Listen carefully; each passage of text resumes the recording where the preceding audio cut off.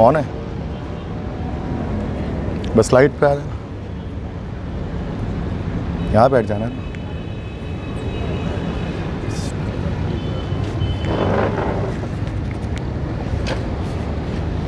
On है।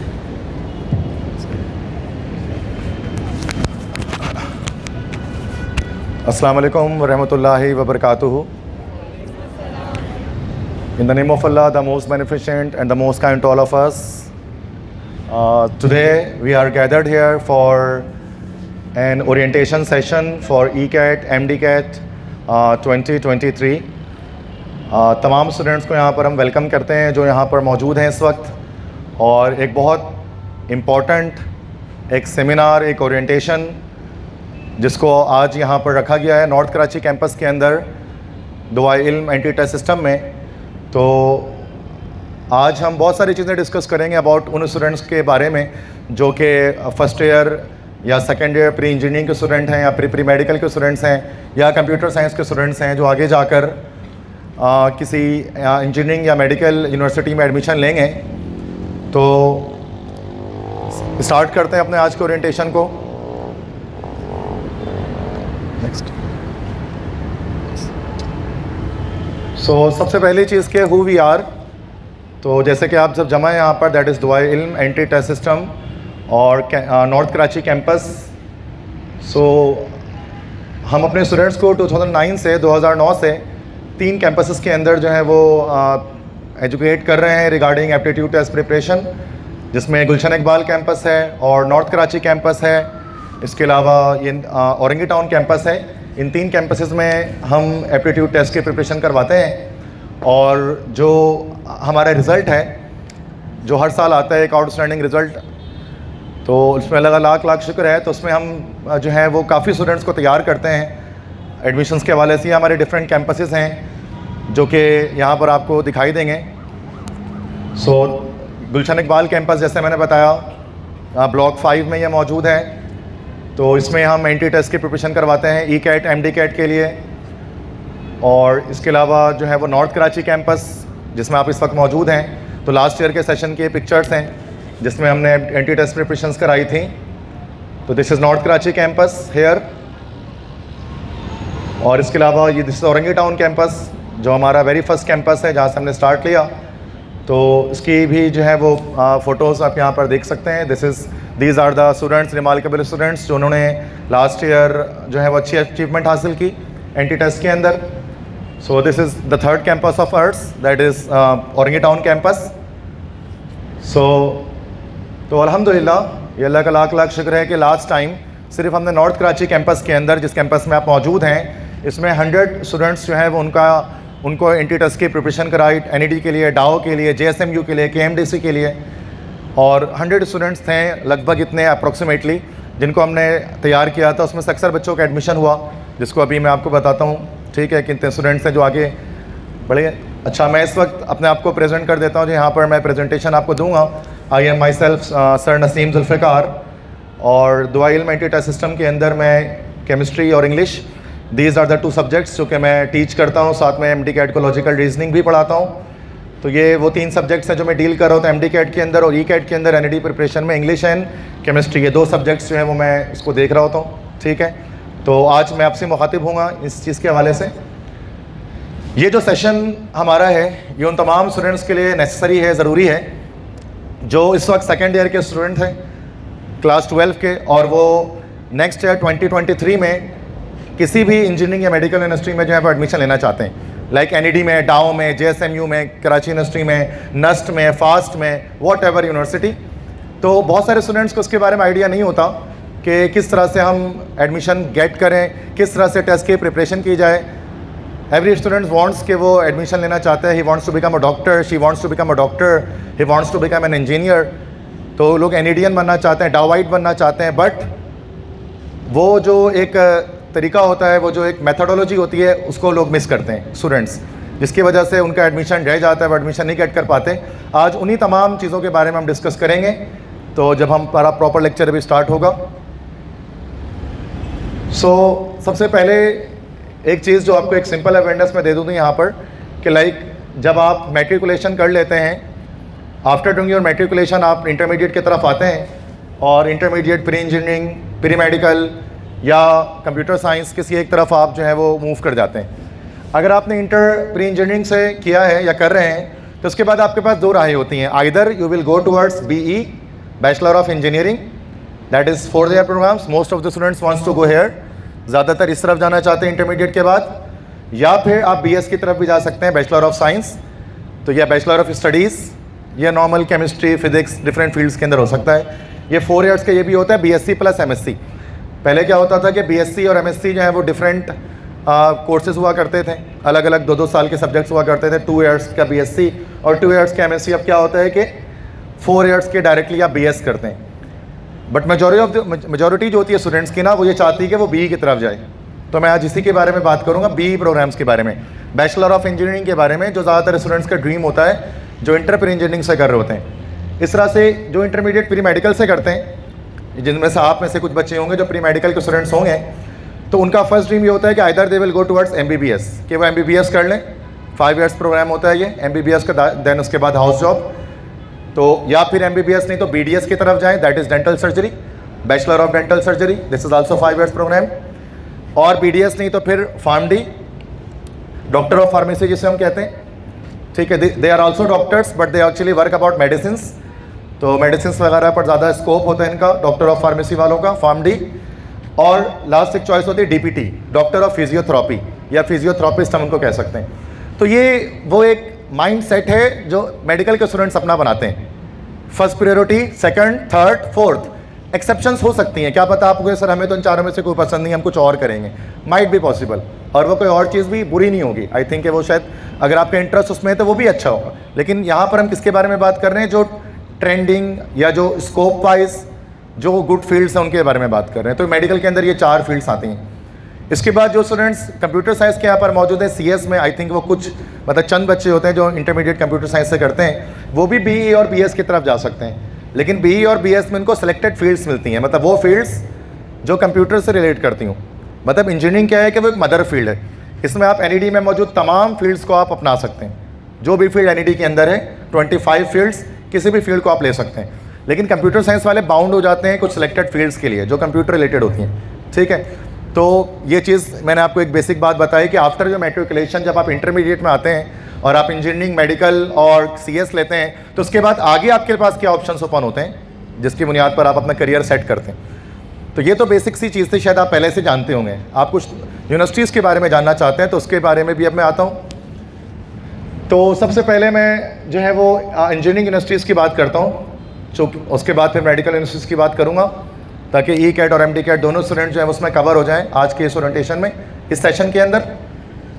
Then at the last question answer session होगा, FAQs वगैरह, जिसमें आपके जो क्वेश्चंस होंगे, जो क्वेरीज होंगी, उसके आंसर्स यहाँ पर हम देंगे। बट पहले इन चीज़ों को गौर से सुनना है, whatever I am saying to you, तो इनको आप गौर से सुने हर चीज़ के बारे में। उसके बाद इंशाल्लाह तमाम सवालात के जवाब आपको ऑटोमेटिकली मिल जाएंगे, ठीक है। और चूँकि रिकॉर्डेड सेशन है, आपको यूट्यूब पर इसकी रिकॉर्डिंग मिल जाएगी। तो अगर आपको इन केस अगर कोई बात आपके जहन से निकल जाती है आफ्टर द ओरिएंटेशन, तो आप उसको दोबारा बार बार इन बातों को समझ सकते हैं कि because these are the most important things for your career which I am going to tell you, ठीक है। तो जो ज़रूरी होता है, इससे पहले कि हम कभी भी ECAT MDCAT की क्लासेस को स्टार्ट करें, हमें इस ओरिएंटेशन के लेना हद ज़रूरी है, ठीक है। सो इंजीनियरिंग यूनिवर्सिटीज़ की बात की जाती है कराची में। अगर मैं कराची की बात करूँ तो 3 तरह की यूनिवर्सिटीज़ हैं। There are 3 types of universities in Karachi, government, semi government and private universities. So government universities they are actually not costly one, ये रैंकिंग में भी अच्छी होती है, माई मीन्स के इनकी डिग्री की वैल्यू ज़्यादा होती है और इनकी फ़ी कम होती है, ठीक है। तो these are the government universities. उनमें हमारे पास NED यूनिवर्सिटी है जो हमारा मेन फोकस है, और इसके अलावा दाऊद यूनिवर्सिटी है, this is also engineering university. और कराची यूनिवर्सिटी के अंदर भी एक इंजीनियरिंग का प्रोग्राम होता है, BE केमिकल इंजीनियरिंग। तो ये 3 यूनिवर्सिटी वो हैं जो गवर्नमेंट लेवल की हैं कराची में। सेकंड होती है सेमी गवर्नमेंट। सेमी गवर्नमेंट में फ़ी थोड़ी ज़्यादा होती है गवर्नमेंट के मुकाबले में, बट वैल्यू के लिहाज से ये अच्छी यूनिवर्सिटीज़ होती हैं, इनकी वैल्यू होती है, इनका स्कोप होता है। लाइक नस्ट है, नस्ट कराची, नस्ट इस्लामाबाद। कराची की बात करें तो उसमें नस्ट कराची है, नस्ट इस्लामाबाद भी है, और साथ में IIEE institute of industrial electronics engineering, IIEE। तो these are the 2 semi government universities. और थर्ड जो कैटेगरी आती है वो आती है प्राइवेट यूनिवर्सिटीज़ की।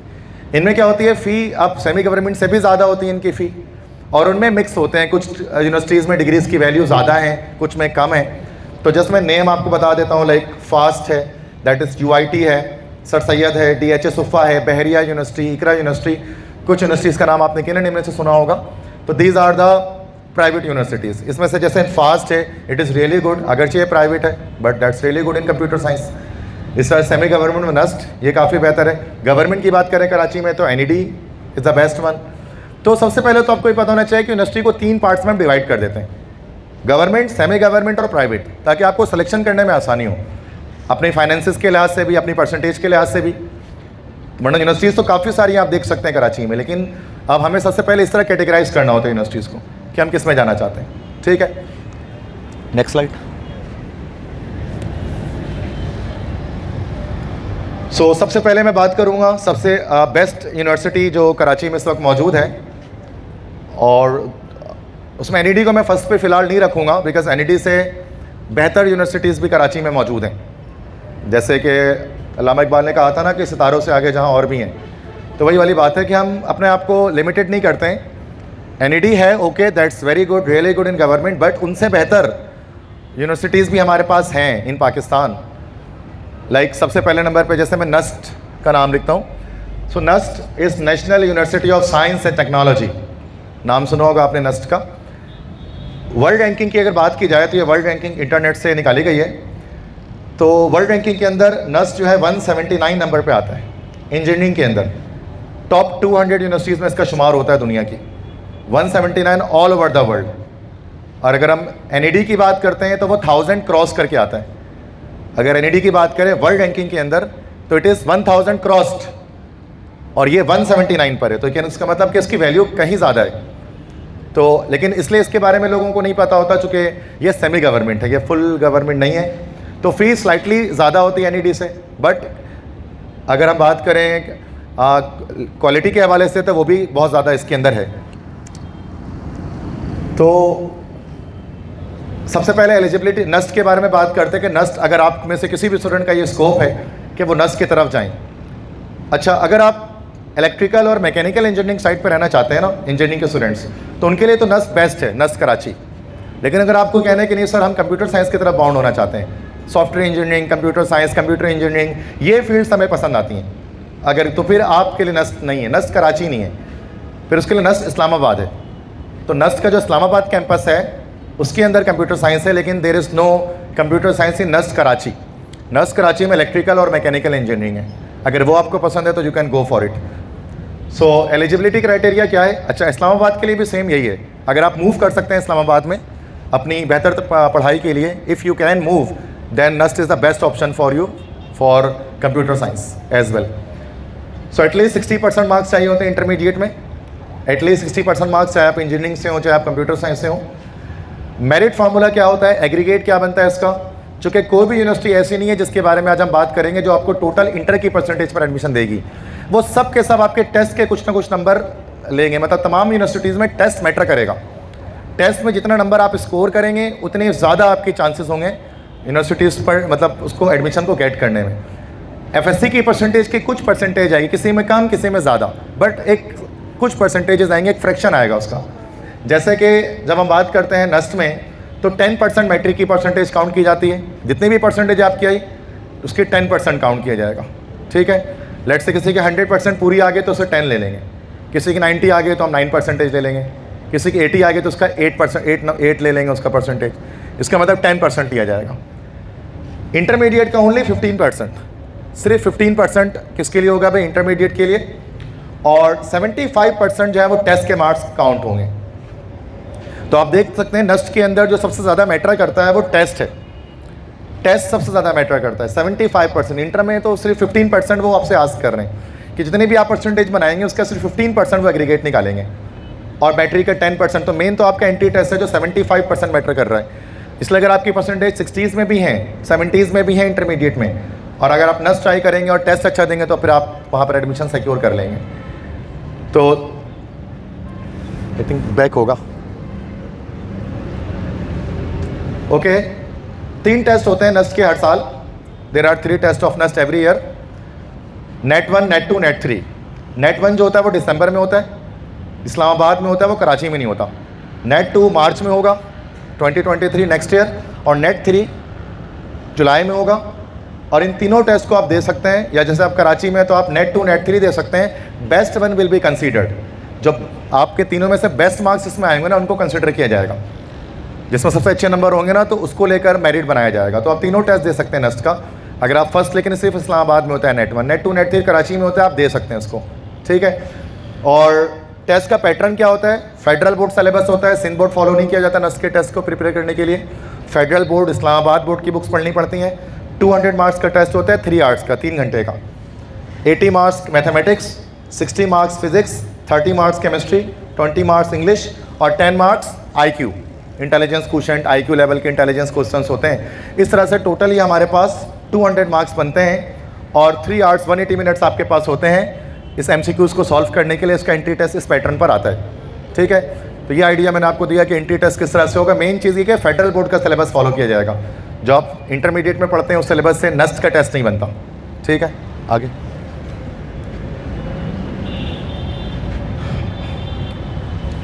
ओके, रिपीट हो गया, दोबारा आगे। फ़ी क्या है नेस्ट की? अब फ़ी शेड्यूल बता देता हूँ। पर semester, semester mean 6 months, 6 months में इसकी फ़ीस 1,15,000 होती है। 1,15,000 6 महीने की फ़ीस होती है। But scholarships are available. Scholarships को अवेल करना नेस्ट में बहुत आसान होता है। अगर आप एडमिशन गेट कर चुके हैं ना नेस्ट के अंदर, तो there are so many scholarships which are offered to you. तो इसमें फ़ी का मसला कुछ नहीं होता। मेन ये है कि स्टूडेंट नेस्ट के टेस्ट में मार्क्स नहीं ला पाते, जिसकी वजह से उनका एडमिशन नहीं हो पाता। कभी ऐसा नहीं हुआ कि फ़ी की वजह से कोई स्टूडेंट रहा हो नेस्ट के एडमिशन के लिए। जब वो रहा है तो मार्क्स की वजह से रहा है कि टेस्ट में नंबर कम आ गए। तो फ़ी वैसे ये भी it is not so much कि बहुत ज़्यादा नहीं है अगर देखा जाए बाकी और प्राइवेट के लिहाज से, बट इसकी डिमांड बहुत ज़्यादा है। हाँ, NED के लिहाज से ज़्यादा है, बस ये कह सकते हैं, क्योंकि वो फुल गवर्नमेंट है। नस्ट के 2 कैंपसेस मशहूर हैं, बाकी भी कैंपसेस हैं। नस्ट कराची, नस्ट इस्लामाबाद, नस्ट रावलपिंडी, नस्ट रिसालपुर, बहुत सारे कैंपसेस हैं। इसमें से नस्ट कराची में इलेक्ट्रिकल और मैकेनिकल की फील्ड आपको मिल सकती है। और अगर आप कंप्यूटर साइंस चाहते हैं तो उसके लिए नस्ट इस्लामाबाद, उसमें आपको इलेक्ट्रिकल, मैकेनिकल, कंप्यूटर के फील्ड्स वगैरह, सॉफ्टवेयर इंजीनियरिंग ये मिल सकती है। तो this is the first university जिसको मैंने डिस्कस किया, that is called NUST, national university of science and technology. इसके बाद नेक्स्ट हमारे पास है फास्ट यूनिवर्सिटी। कंप्यूटर साइंस अगर कोई लेना चाहता है after intermediate, BS computer science, BE software engineering, तो उसके लिए जो बेस्ट चॉइस होती है that is fast university. Karachi में मौजूद है और इसके अंदर सारी कंप्यूटर साइंस की फील्ड्स ऑफर की जाती हैं, that is computer science, software engineering, electrical engineering, artificial intelligence, cyber security. These are the field जिनमें BS के 4 ईयर के प्रोग्राम्स आपको ये ऑफर करते हैं नस्ट के अंदर। आगे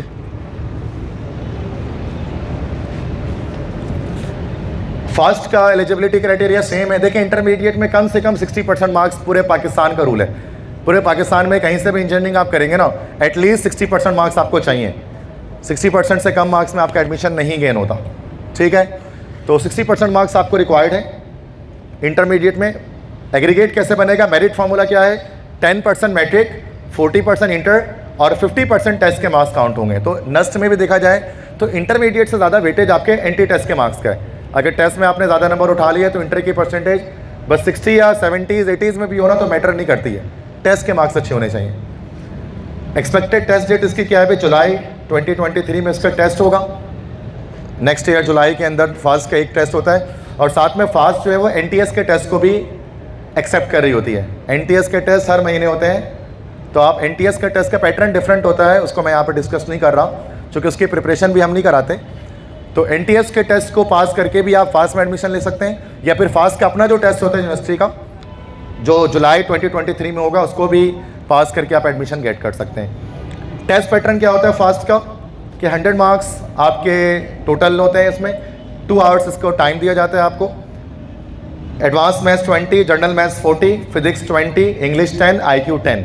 this is the pattern of fast. इसके अंदर केमिस्ट्री और फिजिक्स केमिस्ट्री इसके अंदर जो है वो इंक्लूड नहीं होती फास्ट के टेस्ट में। अगर आप जाएंगे, क्योंकि फास्ट में सारे फील्ड्स कंप्यूटर की ही हैं। अगर आपने देखा था पीछे अभी स्लाइड में मैंने दिखाया था आपको कि कंप्यूटर साइंस है, आर्टिफिशियल इंटेलिजेंस है, साइबर सिक्योरिटी है, सॉफ्टवेयर इंजीनियरिंग है, इनमें से कोई भी सारे फील्ड कंप्यूटर से रिलेटेड है।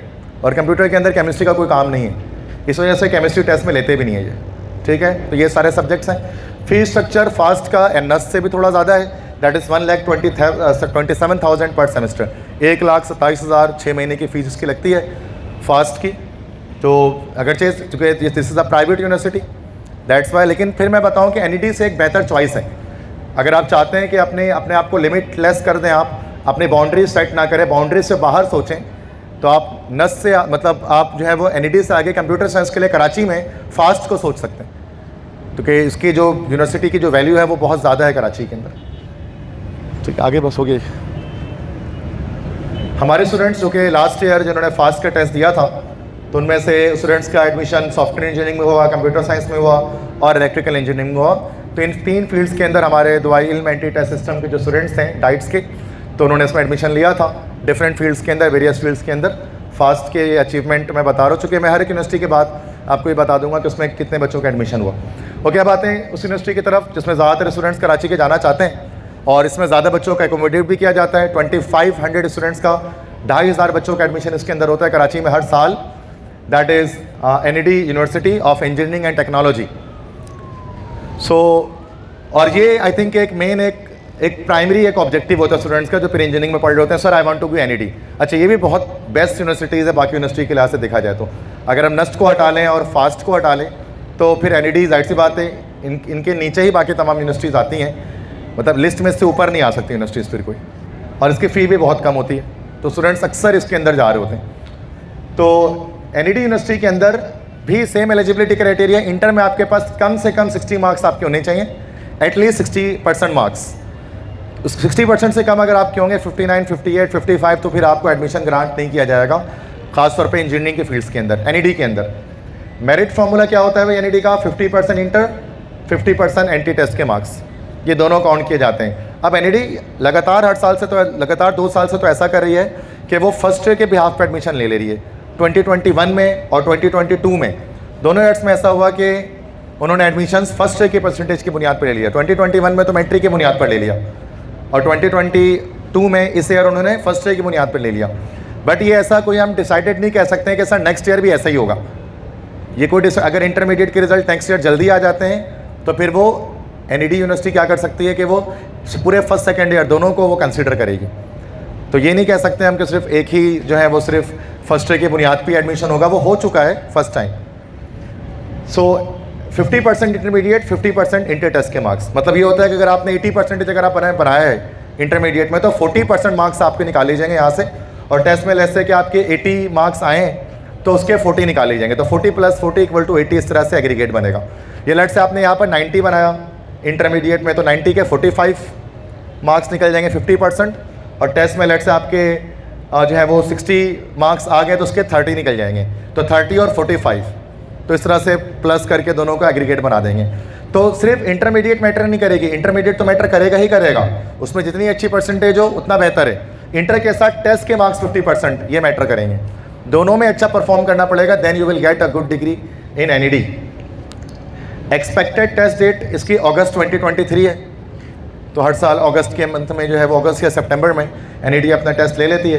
टेस्ट पैटर्न क्या होता है NED का कि सिंध बोर्ड का सिलेबस फॉलो किया जाता है, कोई फेडरल कोई पंजाब बोर्ड इसमें नहीं आता, टोटली सिंध बोर्ड आता है। कैलकुलेटर अलाउ होता है इस टेस्ट के अंदर, बाकी जो यूनिवर्सिटी के टेस्ट गए फास्ट और NUST उसमें कैलकुलेटर अलाउ नहीं होता, विदाउट यूजिंग कैलकुलेटर आपको आंसर्स देने होते हैं। फीस अच्छा, टेस्ट पैटर्न क्या है भाई? 25 के 4 सब्जेक्ट्स होते हैं, मतलब कि 25 मार्क्स की फिजिक्स, 25 मार्क्स की केमिस्ट्री, 25 मार्क्स की इंग्लिश और 25 मार्क्स की फिजिक्स, इस तरह से 100 मार्क्स आपके टोटल बनते हैं।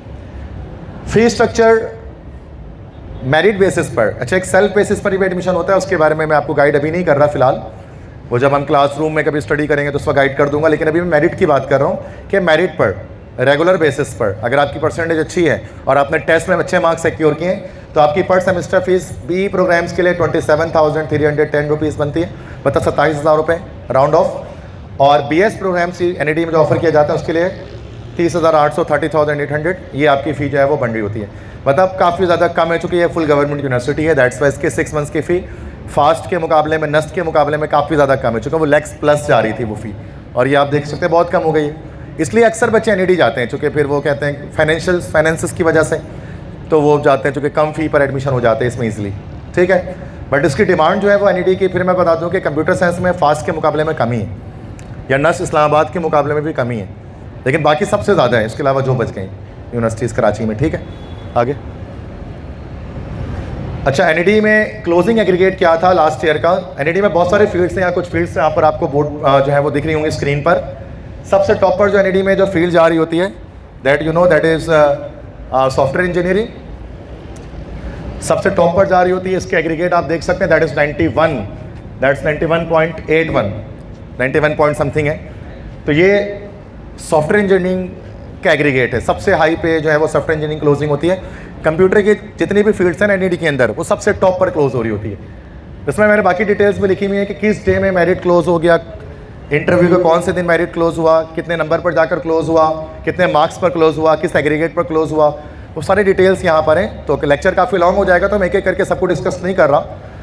तो ये जो स्लाइड है वो भी मतलब आप यूट्यूब पर देख सकते हैं, तो वहाँ से आप इसको स्क्रीनशॉट ले भी सकते हैं जब आप ये रिकॉर्डिंग आपको मिलेगी। तो सबसे टॉप पर सॉफ्टवेयर इंजीनियरिंग की फील्ड जाती है, उसके बाद कंप्यूटर इंफॉर्मेशन सिस्टम जिसको CIS कहते हैं, देन कंप्यूटर साइंस BCIT जिसको कहा जाता है, इसके बाद data science, then artificial intelligence, then cyber security. तो ये लाइन से 6 फील्ड्स हैं कंप्यूटर साइंस के जो सबसे टॉप पर क्लोज होती हैं। मतलब फर्स्ट डे और सेकंड डे ही जो है वो क्लोज हो जाती हैं, इंटरव्यू के पहले और दूसरे दिन ही ये एडमिशन्स क्लोज हो जाते हैं इसके अंदर। तो 90s और 80 में भी आप हाई 80s में परसेंटेज देख सकते हैं इसके एग्रीगेट के। और चूँकि जाहिर सी बात है आजकल जो दौर है वो कंप्यूटर साइंस का है, CS का है। Every students wants to do something in computer science, every students wants to be well versed in the skills which are related to computer sciences. तो ये दौर एक है, तो उसके लिहाज से कंप्यूटर साइंस काफ़ी टॉप पर क्लोज होती है NED के अंदर। ये 6 की 6 फील्ड, बाकी सारी फील्ड इसके नीचे आती है, that is electrical, electronics, mechanical, IM that is industrial manufacturing, telecommunication, chemical engineering, food engineering, textile engineering, civil engineering, automotive engineering, computational finance, इस तरह से जो इंजीनियरिंग से हमारे कंस्ट्रक्शन इंजीनियरिंग काफ़ी सारी आ रही हैं। तो ये सारे फील्ड हैं, टॉप से बॉटम मेरिट के लिहाज से मैंने यहाँ पर एक्सप्लेन कर दिया कि अगर आपको सॉफ्टवेयर इंजीनियरिंग का आपने सोचा हुआ है, कंप्यूटर की किसी भी फील्ड का, तो आपको 90s में आपको एग्रीगेट बनाने पड़ेंगे। मतलब बहुत अच्छा खासा आपको जो है ना वो मेहनत आपको रिक्वायर्ड होगा। टेस्ट के अंदर भी अच्छे मार्क्स होने चाहिए, इंटरमीडिएट में भी आपके बहुत अच्छे मार्क्स होने चाहिए, देन आप कंप्यूटर की कोई फील्ड ले सकते हैं। बाकी देखो नीचे भी फील्ड्स हैं NED के अंदर, बट उनकी वर्थ, उनका स्कोप उतना नहीं है जितना टॉप के फील्ड्स का है, ठीक है। तो इसलिए स्टूडेंट्स ज़्यादातर कंप्यूटर साइंस रिलेटेड फील्ड्स को ही जो है वो अपनाना चाहते हैं। बाकी अगर किसी का इंटरेस्ट ही जैसे कि सिविल में है तो वो सिविल ले लेंगे, उनको आराम से मिल जाएंगी, उन सबसे कम परसेंटेज पर मिल जाएंगे। मतलब इंटरेस्ट की बात है। लेकिन अगर इंटरेस्ट नहीं है, आप जैसे स्कोप के लिहाज से लेना चाहते हैं, सर हमारा तो इंटरेस्ट नहीं है, हमें तो सर बस आप ये बताइए कि ज़्यादा अभी फ़ायदा किस में है। तो फ़ायदा तो भाई ये तो टॉप पे दिख रहा है। अगर आपको देखना है कि इस वक्त पाकिस्तान में किस फील्ड की डिमांड चल रही है, तो आप NED का मेरिट लिस्ट उठा के देख लो, सबसे ऊपर जो फील्ड्स होंगी ना, मतलब पाकिस्तान में भी वही टॉप पर है। भाई एक मास मेंटालिटी है लोगों की जो ये एग्रीगेट बना रही होती है। तो क्यों आई, आप देखें ना सबसे हाई पे क्लोज क्यों है, जो बच्चों ने सबसे पहले उठाई है इसी फील्ड को जाकर, क्योंकि इसकी वर्क चल रही थी। लोगों ने रिसर्च किया है कि एक बच्चा घंटे घंटे बैठ के रिसर्च किया उसने, फिर इसने सोचा कि मैं जाकर कंप्यूटर की फील्ड NED में लूँगा। तो फाइनली उसने फर्स्ट और सेकंड डे इंटरव्यू में क्या किया, कंप्यूटर की सारी फील्ड्स खत्म कर दी। तो ये चीज़ है। तो स्कोप वाइज तो CS बेहतर है, लेकिन अगर आपके इंटरेस्ट किसी और फील्ड में तो आप उसमें जा सकते हैं। ये एग्रीगेट में यहाँ पर लिख रहा हूँ, ये इंटर की परसेंटेजेस नहीं है, दे आर एग्रीगेट। 50% टेस्ट और 50% इंटर के मार्क्स को जब मिलाएंगे ना तब ये एग्रीगेट बनेगा। मतलब आप ये नहीं कह रहे कि सर मेरी जो है वो 91 आ गए सर इंटर में, मेरा तो 100% हो गया। नहीं, अगर आप टेस्ट में ले आओ, टेस्ट में आप मार्क्स कम ले आओ, अगर लेट्स से कि अगर आपने बिलो 50 ले आया, 45, 50 या 60 ले आया, 65, तो आपका नहीं होगा। मतलब जस्ट इंटर टेस्ट के मार्क्स भी आपके 90% तक होने चाहिए और इंटर के मार्क्स भी आपके 90% तक होने चाहिए। अभी ये तो लास्ट ईयर का था, इस साल थोड़ी परसेंटेज गिरेगी, सिंपल सी बात है। तो मैं उस पर भी बात नहीं कर रहा कि वो एनालाइज करके कितना हो जाएगा। तो ये तो बहुत एक स्टैटिक्स लगानी पड़ेगी इसके ऊपर पूरी कि कितनी हो जाएगी। परफेक्ट कोई भी नहीं बता सकता, लेकिन गिरेगी ज़रूर, इतना तो हम सबको पता है। चूँकि ये लास्ट ईयर की मेरिट थी, लास्ट ईयर बच्चों के परसेंटेजेस बहुत अच्छे थे। इस साल जाहिर सी बात है जो फर्स्ट ईयर के रिजल्ट्स आएंगे तो वो रिजल्ट्स नहीं होंगे जो लास्ट ईयर बच्चों के आए थे। उसके पीछे आप जानते हैं फैक्टर्स क्या हैं। तो अच्छा, एंट्री टेस्ट के मार्क्स 100 थे, और ये मैं शायद आपको बताना भूल गया पीछे के 50 मार्क्स एटलीस्ट आपको चाहिए। 50 मार्क्स अगर आपके नहीं होंगे तो फिर आपका NED में एडमिशन नहीं होगा टेस्ट के अंदर। 50 से बिलो सारे फेल्ड हो जाते हैं, 50 से ऊपर ही होने चाहिए। अब 50 से जितना ज़्यादा आप लाएंगे, 80 ले आए, 90 ले आए, तो उससे क्या होगा, आपकी अच्छी फील्ड मिलेंगे, चांसेस बढ़ जाएंगे। लेकिन 50 पे पास है टेस्ट। ओके। तो अब मैं हमारे रिजल्ट्स की बात कर लेता हूँ। मैंने कुछ फील्ड्स बता दी। तो लास्ट ईयर अल्हम्दुलिल्लाह हमारे 25 स्टूडेंट्स थे, 25 बच्चे हमारे सेंटर के दुबई इल्म एंटी टेस्ट सिस्टम के, जिनका एडमिशन हुआ NAD यूनिवर्सिटी के अंदर। ये टीचर्स की मेहनत होती है, बच्चों की मेहनत होती है और डिवोटेडनेस होती है टीचर्स की, जिसकी वजह से बच्चे ये माइलस्टोन अचीव करते हैं। तो ये स्टूडेंट्स हैं जिनके नेम्स हैं डिफरेंट यूनिवर्सिटीज़ के अंदर, computer software engineering, PCIT, CIS, electrical, mechanical, हर फील्ड के अंदर हमारे स्टूडेंट्स का एडमिशन हुआ। उनकी पूरी नेम की लिस्ट है ये। तो काफ़ी सारे स्टूडेंट्स थे जिन्होंने इसको अचीव किया, हमारे सेंटर से स्टडीज़ की, एप्टीट्यूड की, उसके बाद वो फाइनली अपने ड्रीम को, जो उनका ख्वाब था, उसको उन्होंने पूरा कर दिखाया फाइनली। तो 3 यूनिवर्सिटीज़ मैंने अभी आपके सामने डिस्कस की। That was engineering universities like NUST, FAST, NAD। Now we are moving towards medical universities. चूँकि अब इंटर प्री मेडिकल के जो स्टूडेंट्स हैं यकीनन वो भी यहाँ पर मौजूद हैं, तो वो भी जानना चाहेंगे कि सर हमारी यूनिवर्सिटीज़ का आप बताएं कि सर किस में एडमिशन होगा और कितनी परसेंटेज चाहिए और कैसे एडमिशन होता है। हमने बड़ा सुना है आजकल, चूँकि चले फिर भी इंजीनियरिंग में एडमिशन गेट करना मुश्किल होता है, बट बहुत मुश्किल नहीं होता है, हो जाता है, नामुमकिन नहीं है, इम्पॉसिबल नहीं है, इट इज़ पॉसिबल। बट यही MBBS की जब बात करते हैं ना, तो सिचुएशंस और द थिंग्स गेट वर्स। और ये आपको पता होगा, अगर आप सोशल मीडिया में या किसी भी तरह से कनेक्टेड हैं तो आपको पता होगा कि जो अभी 13 नवंबर को जो MD-CAT हुआ, उसके बाद जो मसाइल हुए कराची के अंदर MD-CAT रिजल्ट्स पर, ये इस वजह से होता है, सबसे बड़ी वजह इसके पीछे होती है लैक ऑफ अवेयरनेस।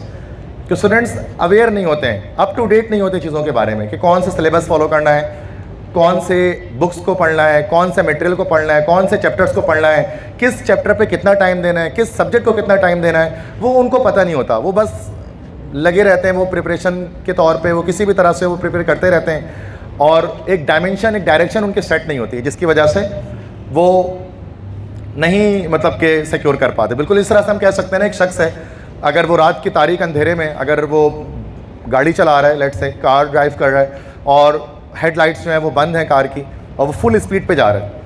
अब जाहिर सी बात है, हेडलाइट्स बंद होंगी और वो फुल स्पीड पे गाड़ी जाएगी तो वो गाड़ी कहीं ना कहीं मार देगा जाकर, वो है ना, क्रैश कर जाएगी वो। इससे ये पता लगता है कि अगर आपके सामने विजन क्लियर ना हो ना, अगर आपको डायरेक्शन ना दिख रही हो, तो आपका की जो फास्ट स्पीड है ना, वो भी आपको कोई फ़ायदा नहीं देती। हमारा बच्चा फास्ट तो भागता है बट विजन ही क्लियर नहीं होता उसका सामने। वो भाग रहा है, वो दिन भर पड़ा रहा है, नोट्स लेके बैठा हुआ है, कुछ ना कुछ कर रहा है वो, लेकिन उसका विजन क्लियर नहीं है, उसको पता नहीं तैयारी करनी कैसे, कितने नंबर चाहिए मुझे। वो क्वालिटेटिव एक एनालिसिस नहीं कर रहा, वो क्वांटिटेटिव एक एनालिसिस नहीं कर रहा। वो बस वो सोच रहा है कि हार्ड वर्क करेंगे तो बस हो जाएगा, कुछ नहीं। हार्ड वर्क के साथ डायरेक्शन भी ज़रूरी है, तभी एंटी टेस्ट के प्रिपरेशंस होती हैं ऑल ओवर कराची, हर जगह पर, ताकि स्टूडेंट्स को एक डायरेक्शन मिल सके। वरना घर बैठकर अगर आप करते हैं तो आपको ये मसाइल आते हैं बहुत सारे, जो बहुत सारे स्टूडेंट्स करना चाहते हैं, फिर उसमें उनको पछतावा होता है, फाइनली रिग्रेट करते हैं वो उसको। तो जहाँ तक मेडिकल यूनिवर्सिटीज़ की बात करें तो कराची में मेडिकल यूनिवर्सिटीज़ जो है वो 2 तरह की हैं, आइदर गवर्नमेंट और प्राइवेट। दो ही हैं, सेमी गवर्नमेंट यूनिवर्सिटीज़ कोई नहीं है इसके अंदर, या तो गवर्नमेंट है या तो प्राइवेट है। गवर्नमेंट में first is Dow university of health sciences, the second is Jinnah Sindh medical university और JSMU, the third is KMDC Karachi medical and dental college, the fourth one is Shaheed Mohtarma Benazir Bhutto medical college Lyari. These are the 4 medical colleges और medical universities.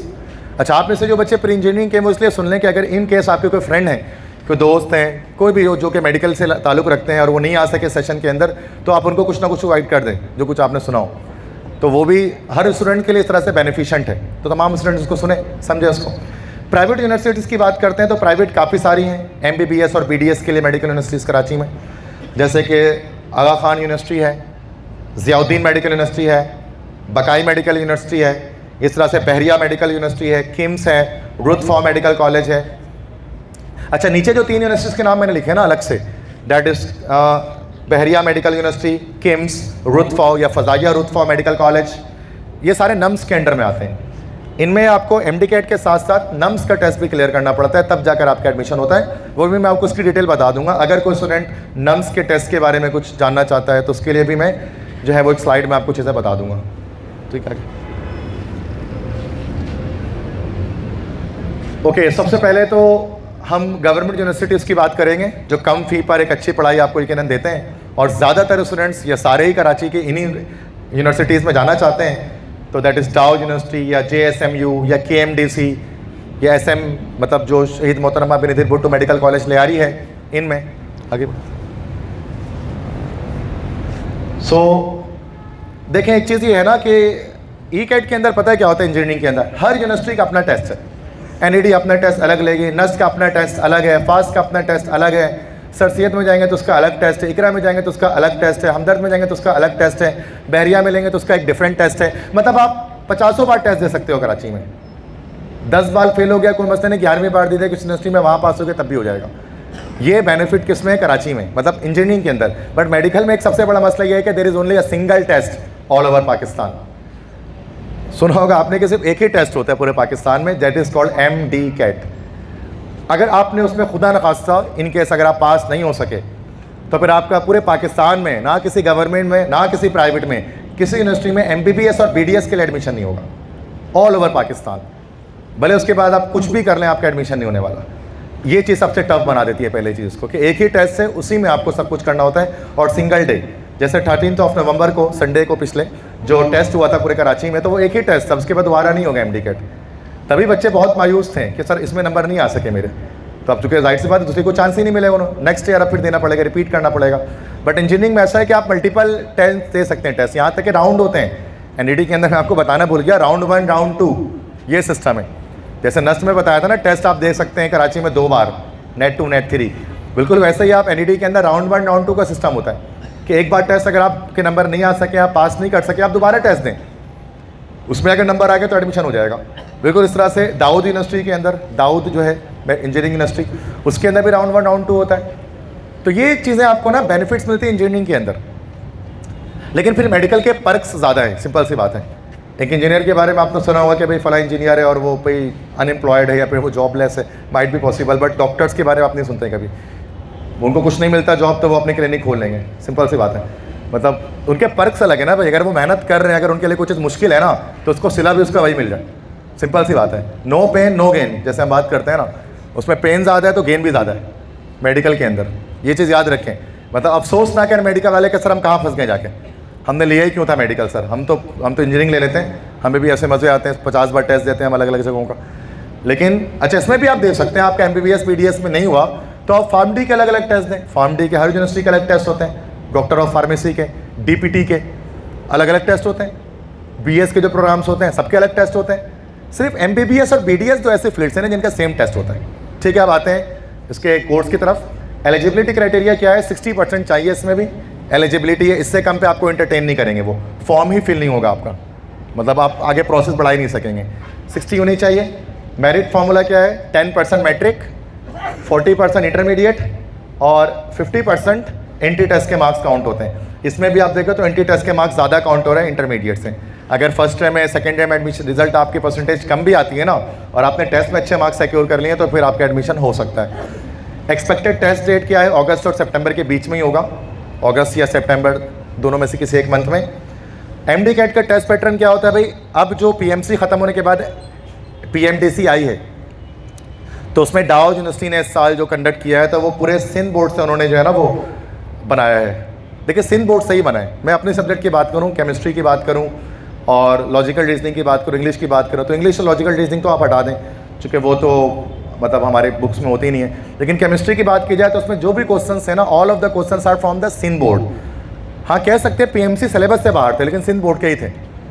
तो जो बच्चे आवाज़ वो protest कर रहे हैं इसलिए कि सर आपने कि भाई आप लोगों ने PMC सिलेबस से बाहर क्यों दिया, मतलब भले दिया आपने सिंध बोर्ड से ही हमारे, लेकिन PMC सिलेबस से बाहर दिया, तो वो इस बात पर वो पॉइंट रेस कर रहे हैं। तो मतलब मैं आपको ये कहना चाहता हूँ चूँकि जब नेक्स्ट ईयर आप लोग देंगे ना MD-कैट मेडिकल वाले तो उनका पूरा सिंध बोर्ड से ही बनेगा, तो सिंध बोर्ड को ही देखना है, कोई सिलेबस फॉलो करने की नीड नहीं है। 3.5 आवर्स का टेस्ट होगा, कैलकुलेटर अलाउ नहीं किया जाता। अच्छा NED के अंदर कैलकुलेटर अलाउ होता है, जो इंजीनियरिंग के स्टूडेंट्स हैं जिनकी मैथ्स शायद थोड़ी बेहतर भी होती है उनको कैलकुलेटर अलाउ है, और जो मेडिकल के स्टूडेंट्स हैं जिनकी शायद मैथ्स इतनी अच्छी नहीं होगी जितनी अच्छी इंजीनियरिंग की होती है उनको कैलकुलेटर अलाउ नहीं होता। मतलब ये थोड़ा सा एक इलॉजिकल चीज़ हमें लगती है थोड़ी सी ना कि सर ये क्या सिस्टम है, मतलब हम मेडिकल वाले तो मैथ्स में इतने अच्छे नहीं होते होंगे बट इतने अच्छे नहीं होते जितने इंजीनियरिंग वाले होंगे, बट उनको अलाउ नहीं किया जाता। ठीक है, तो ये एक मसले वाली बात है। टेस्ट पैटर्न क्या है? बायोलॉजी सबसे ज़्यादा बड़ा पोर्शन होता है, 68 MCQs होते हैं बायोलॉजी के, केमिस्ट्री के 54 MCQs, फिजिक्स के 54 MCQs, इंग्लिश के 18 MCQs और लॉजिकल रीजनिंग के 6 MCQs। इस तरह से 200 MCQs होते हैं, 200 MCQs आते हैं, ठीक है। और कोई नेगेटिव मार्किंग नहीं होती है। पासिंग मार्क क्या होते हैं? MBBS के लिए आपको 55% पासिंग मार्क्स हैं। एटलीस्ट 200 में से 110 मार्क्स आपको गेट करने होते हैं, 200 में से 110 नंबर कम से कम चाहिए। और BDS के लिए आपको 45% मार्क्स कम से कम चाहिए, लाइक 200 में से 90 मार्क्स आपको एटलीस्ट मिनिमम आपको रिक्वायर्ड है, इससे कम पे एडमिशन नहीं होगा। अच्छा, अब ये ना समझे कि 110 आ गया तो सर मेरा डाउ में हो गया, नहीं। 110 आया मतलब आप पास हैं, अब आपकी मेरिट बनेगी, मेरिट लिस्ट में आपका नाम आएगा। और जाहिर सी बात है बहुत कम नंबर है टेस्ट में इतने, तो शायद डाउ में JSMU में ना आ सके नाम, लेकिन आप प्राइवेट में लेने के फिर अहल होंगे। लेकिन आप 110 से भी डाउन कर दोगे ना 200 में से, तो फिर आपका प्राइवेट में भी पूरे पाकिस्तान में कहीं एडमिशन नहीं होगा। मतलब भले कम फीस हो ज़्यादा फीस हो, किसी में नहीं होने वाला। तो आप ये ना समझिएगा सर 110 ही लाने के, सर नसीम ने कहा था 110 ले आओ भाई एडमिशन हो जाएगा, तो ऐसा कुछ नहीं है भाई। मैंने पासिंग मार्क कहा है, ये इसमें पास हैं आप, ठीक है। और अगर आपको डाउ वगैरह में चाहिए तो 170s 160s में इसमें आपके मार्क्स होने चाहिए। और इन केस आपकी इंटर की परसेंटेज भी A1 ग्रेड में हो तब 170 160 इतने मार्क्स होने चाहिए। अच्छा, फीस स्ट्रक्चर क्या है? बहुत कम, समझ जाए फ्री में आपको डॉक्टर बना रहे गवर्नमेंट वाले कि 45,000 पर ईयर्स, पूरे साल की फ़ीस 45,000 रुपये MBBS के लिए। हाँ, सेल्फ फाइनेंस की फ़ीस ज़्यादा होती है, वो 6 लाख पर ईयर होती है, 6 लाख पर ईयर। लेकिन अगर आप एक आउटस्टैंडिंग स्टूडेंट हैं, तो मैं तो आप में से स्टूडेंट्स को नहीं जानता पर्सनली कि आप कैसा पढ़ते हैं, लेकिन अगर आप बहुत अच्छे स्टूडेंट्स हैं तो 45,000 ओनली पर ईयर। आप जानते हैं यार कुछ भी नहीं है, इससे कहीं ज़्यादा फीस आप कोचिंग सेंटर्स में पे करते हैं, मतलब जिसकी बात हम कर रहे हैं। तो ये गवर्नमेंट आपको बहुत कम फी में MBBS करा रही होती है। बट फिर इसका कंपटीशन भी बहुत टफ होता है। जैसे डाउ यूनिवर्सिटी के अंदर आप देखते हैं कि 228 सीट्स होती हैं, 228 बच्चों का एडमिशन होता है। फिर JSMU में 228 बच्चों का एडमिशन होता है। फिर KMDC में 200 बच्चों का एडमिशन होता है। तो बहुत कम सीट्स होती हैं इसके अंदर, तो कंपटीशन बहुत टफ होता है, क्योंकि हर बच्चा चाहता है इतने कम फीस में वो MBBS कर ले, वरना बाकी तमाम में तो लाखों रुपए पे बात जाती है। आगे हो जाए। लास्ट ईयर की क्लोजिंग परसेंटेज MBBS के 2021 में लास्ट ईयर की थी 83.56%। This is a closing aggregate जिसको हम कह रहे हैं, इंटर नहीं है, एग्रीगेट है, जिसमें 50% टेस्ट है और 50% जो PMC का टेस्ट था। तो 83.56 पे, मतलब आपको टेस्ट में भी 200 मार्क्स में से 83% मार्क्स आपको लेने हैं, और इंटर में भी आपको A1 ग्रेड में अपनी परसेंटेज रखनी है, तब जाकर आपको जो है वो ये क्लोजिंग एग्रीगेट है। डाउ की नहीं है, ये क्लोजिंग है तमाम की। डाउ की उससे ऊपर थी, वो 87 थी। ये मैं बता रहा हूँ, डाउ पहले डाउ में एडमिशन्स होते हैं, डाउ में फिर डाउ की जो सीट्स बढ़ जाती हैं तो JSMU में होते हैं, JSMU की सीट्स बढ़ जाती हैं तो KMDC में होता है, KMDC की सीट्स बढ़ जाती है तो लियारी मेडिकल कॉलेज जो है गवर्नमेंट की, उसमें एडमिशन होता है। तो वो यहाँ पर जाकर क्लोज हुआ था 83.56 पर। अब डाउ की बात करेंगे तो वो 86 पर क्लोज हुआ था, ठीक है।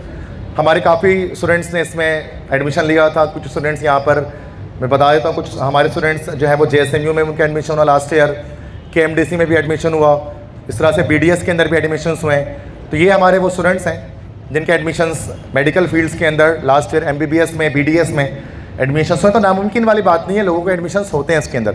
इस साल का एडमिशन इसलिए नहीं लगा सका क्योंकि अब तक मेरिट लिस्ट नहीं आई है, तो वरना इस साल अगर होता तो फिर अब मैं यहाँ पर शो करता। लेकिन इंशाल्लाह शायद गुलशन कैंपस में जब हम ओरिएंटेशन करेंगे तो उस वक्त तक रिज़ल्ट आ चुके होंगे, तो मैं आप सबसे शेयर कर दूँगा दोबारा यूट्यूब वगैरह के थ्रू, तो आप देख सकते हैं। अच्छा, इसके बाद नम्स एफिलेटेड, ये मैंने MD कैट क्या बता दिया कि MD कैट के थ्रू किस तरह एडमिशन होता है। MD कैट के अलावा देयर इज़ वन मेथड मोर जिसके थ्रू आप एडमिशन ले सकते हैं, वो है नम्स।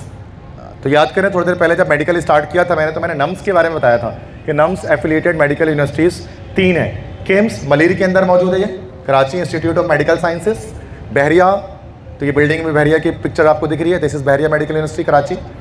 और उसके अलावा फ़ज़ाइया रुतफ़ा मेडिकल कॉलेज, पाकिस्तान एयरफोर्स वालों का ये मेडिकल कॉलेज है शारा फैसल पर। तो ये 3 मेडिकल यूनिवर्सिटीज़ हैं जो नम्स के अंडर में आती हैं। अब इनमें एलिजिबिलिटी क्राइटेरिया सेम वही है कि 60% मार्क्स इंटरमीडिएट के। अच्छा, MD कैट मस्ट क्लियर, मतलब अगर आप नम्स का टेस्ट अगर आप देंगे ना, नम्स का टेस्ट देने के लिए आपका MD कैट भी क्लियर होना ज़रूरी है। ऐसा नहीं हो सकता सिर्फ नम्स का टेस्ट पास करके एडमिशन होगा, इसमें नम्स और MD कैट दोनों क्लियर होना चाहिए। मेरिट फार्मूला क्या होता है, इनमें टू द पॉइंट कि मेरिट फार्मूला यहाँ पर दिखा दिया कि 25% मैट्रिक, 25% इंटरमीडिएट, 50% जो है वो एंटी टेस्ट के मार्क्स काउंट होते हैं नम्स में। एक्सपेक्टेड टेस्ट डेट इसका अगस्त सितंबर 2023, मतलब लाइक जो MD कैट होता है उससे कुछ टाइम पहले मतलब हो जाता है इसके टेस्ट। नम्स पहले होता है, MD कैट उसके बाद होता है। तो नम्स आपको पास करने के बाद MD-CAT भी पास करना पड़ता है, तब आपको नम्स एफिलेटेड कॉलेज में एडमिशन मिलता है। नम्स का टेस्ट पैटर्न क्या होता है, फेडरल बोर्ड से पूरी की चीज़ें इसकी बनती है। अच्छा, नस्ट में होता है ना, वैसे नम्स में होता है कि फेडरल बोर्ड की चीज़ें टेस्ट में आती हैं, सिंध बोर्ड फॉलो नहीं होता। 3 आवर्स का टेस्ट होता है, 150 MCQs होते हैं, कैलकुलेटर इसमें भी अलाउ नहीं होता। और ये टेस्ट पैटर्न 150 MCQ इस तरह से ब्रेक होते हैं, बायोलॉजी के 15, केमिस्ट्री के 40, मैथ्स के 40, इंग्लिश के 15, और एक इसका साइकोलॉजिकल टेस्ट अलग होता है, उसके 100 क्वेश्चन होते हैं। वो साइकोलॉजिकल टेस्ट, रिडल्स वगैरह ये सब चीज़ें आज की जाती हैं, वो आपके एकेडमिक सिलेबस से नहीं होता, ठीक है। नेगेटिव मार्किंग इसके अंदर कोई नहीं होती है, और सेम MBBS MD-CAT की तरह 55% मार्क्स चाहिए आपको MBBS के लिए, और 45% मार्क्स मिनिमम आपको चाहिए BDS के लिए। फीस स्ट्रक्चर इसकी जाहिर सी बात है, क्योंकि this is private university, NUMS are private universities, the fees around 12 lakhs per year, लगभग 12 लाख पर ईयर इसकी जो है फ़ी चलती है। बट जो स्टूडेंट्स इसको अफोर्ड कर सकते हैं, तो और वो MBBS उनका ड्रीम है, and they can afford this fee, so they can go in nums, अगर उनका ड्रीम है कोई MBBS करें। और जो अफोर्ड नहीं कर पाते हैं, तो उनके लिए मस्ट है कि वो MD-CAT क्लियर करें, जिसमें वो बहुत लो 44,000 मैंने बताए थे ना फ़ी, उस फी में एडमिशन हो रहा है। तो इन केस ये डिपेंड करता है आप पर कि अगर आप चाहते हैं कि आप कम फ़ी में ही एडमिशन ले लें, तो आपको MD-CAT अच्छे मार्क्स के साथ क्लियर होना चाहिए। और इन केस अगर नहीं होता, तो फिर आप नम्स के टेस्ट दे सकते हैं और फिर उसमें एडमिशन ले सकते हैं, ठीक है। बस तो ठीक है, तो ये नम्स का मैंने बता दिया, आगे बढ़ा था। देन इसके बाद एक और यूनिवर्सिटी हमारे पास होती है, last third one, Aga Khan university, AKU। It is much costlier as well ना, ये और ज़्यादा एक्सपेंसिव है, नम्स से ज़्यादा एक्सपेंसिव है, बट इसकी डिग्री की वैल्यू लगभग डाउ जितनी है। अगर आप इनकेस डाउ में एडमिशन नहीं हो पाता, तो AKUHS में आप जा सकते हैं। एलिजिबिलिटी क्राइटेरिया आगा खान का एटलीस्ट 70% मार्क्स इंटर में होने चाहिए, इसमें भी MD-CAT क्लियर होना ज़रूरी है। और नम्स की तरह एक आगा खान का अपना भी टेस्ट होगा, MD-CAT तो होगा ही, MD-CAT के साथ आगा खान का अपना टेस्ट क्लियर करना ज़रूरी है, जो अप्रैल या मई में होगा 2023 में। तो AR शायद मैंने 2022 मेंशन कर दिया है, ये 2023 में अप्रैल मई में इसका एक्सपेक्टेड टेस्ट डेट है। और टेस्ट पैटर्न क्या है, 120 MCQs आते हैं, कैलकुलेटर अलाउ नहीं होता। बायोलॉजी के 20 क्वेश्चंस, केमिस्ट्री के 20, फिजिक्स के 20, साइंस के 30 और लॉजिकल रीजनिंग के 30 क्वेश्चंस इसमें आस्क किए जाते हैं। फीस स्ट्रक्चर जिसकी होती है वो होती है 25 lakhs per year, 25 lakhs per year, मतलब 1 करोड़ से ऊपर की कहानी इसकी है, if you want to do MBBS। But फिर वही बात है कि चूँकि ये ओरिएंटेशन है, मेरा मकसद है आपको डिफरेंट यूनिवर्सिटीज़ के बारे में बताना, किसकी फ़ी कितनी है। नाम आपने तमाम यूनिवर्सिटीज़ का सुना, आज मैं डिटेल्स बता रहा हूँ तमाम यूनिवर्सिटी के एडमिशन्स की। अब आप डिपेंड करता है आपको, तो सर ये तो बहुत ज़्यादा है, we can not afford this fee like 25 lakhs per year, so you can go towards Dow, JSMU, but in that case you need to work really very hard, ठीक है भाई, सिंपल सी बात है। क्योंकि वो गिनती की सीट्स हैं, पूरे कराची के बच्चे उसी में जाना चाहते हैं, डाउ में, JSMU में, जो एक कम फ़ी पर वो पढ़ाई मिल रही है आपको, जो आगा खान आपको 25 लाख पर ईयर में दे रहा है, वो आपको 40,000 पर ईयर में मिल पा रही है डाउ के अंदर। तो सिंपल सी बात है, इतना बड़ा एक वाइड डिफरेंस आ रहा है फ़ी का, तो परसेंटेजेस का भी एक वाइड डिफरेंस आता है। आगे बढ़ा। सो अब ये चीज़ है कि तो ये चीज़ हमने हम समझ ली इन चीज़ों के बारे में कि हाँ सर ठीक है, डिफरेंट यूनिवर्सिटीज़ का पता लग गया। अब मैं वापस आ रहा हूँ तो इंजीनियरिंग मेडिकल तमाम यूनिवर्सिटीज़ की तरफ वापस, चूँकि शुरू में मैंने आपको इंजीनियरिंग यूनिवर्सिटीज़ के बारे में गाइड कर दिया और अब मैंने आपको फिर बाद में मेडिकल यूनिवर्सिटीज़ के बारे में गाइड कर दिया। तो यू मस्ट स्टार्ट एयरली, आपको जल्दी शुरू करना पड़ेगा तैयारी। इसका मतलब ये है कि आप लेज़ी नहीं हो सकते, you need to start from now. What are the benefits of starting early? चूँकि ये अभी हमारा बैच स्टार्ट होगा, that is called full length batch.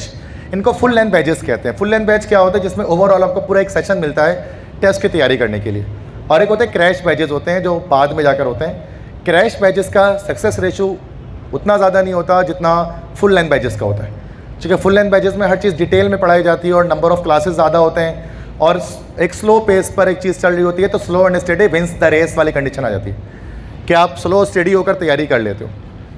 Crash में भी होती हैं क्लासेस, लेकिन क्रैश में फिर वही बात नहीं होती है ना कि सक्सेस रेशो नहीं आएगा आपके पास। बेनिफिट ये है कि you will have good time for preparation. अगर आप अभी से दिसंबर से स्टार्ट कर देंगे अगर आप अपनी तैयारी को, तो आपके पास एक अच्छा वक्त होगा टेस्ट तक तैयारी करने में, टेस्ट तक पहुँचते वक्त आपकी तैयारी के लिए वक्त मिल जाएगा।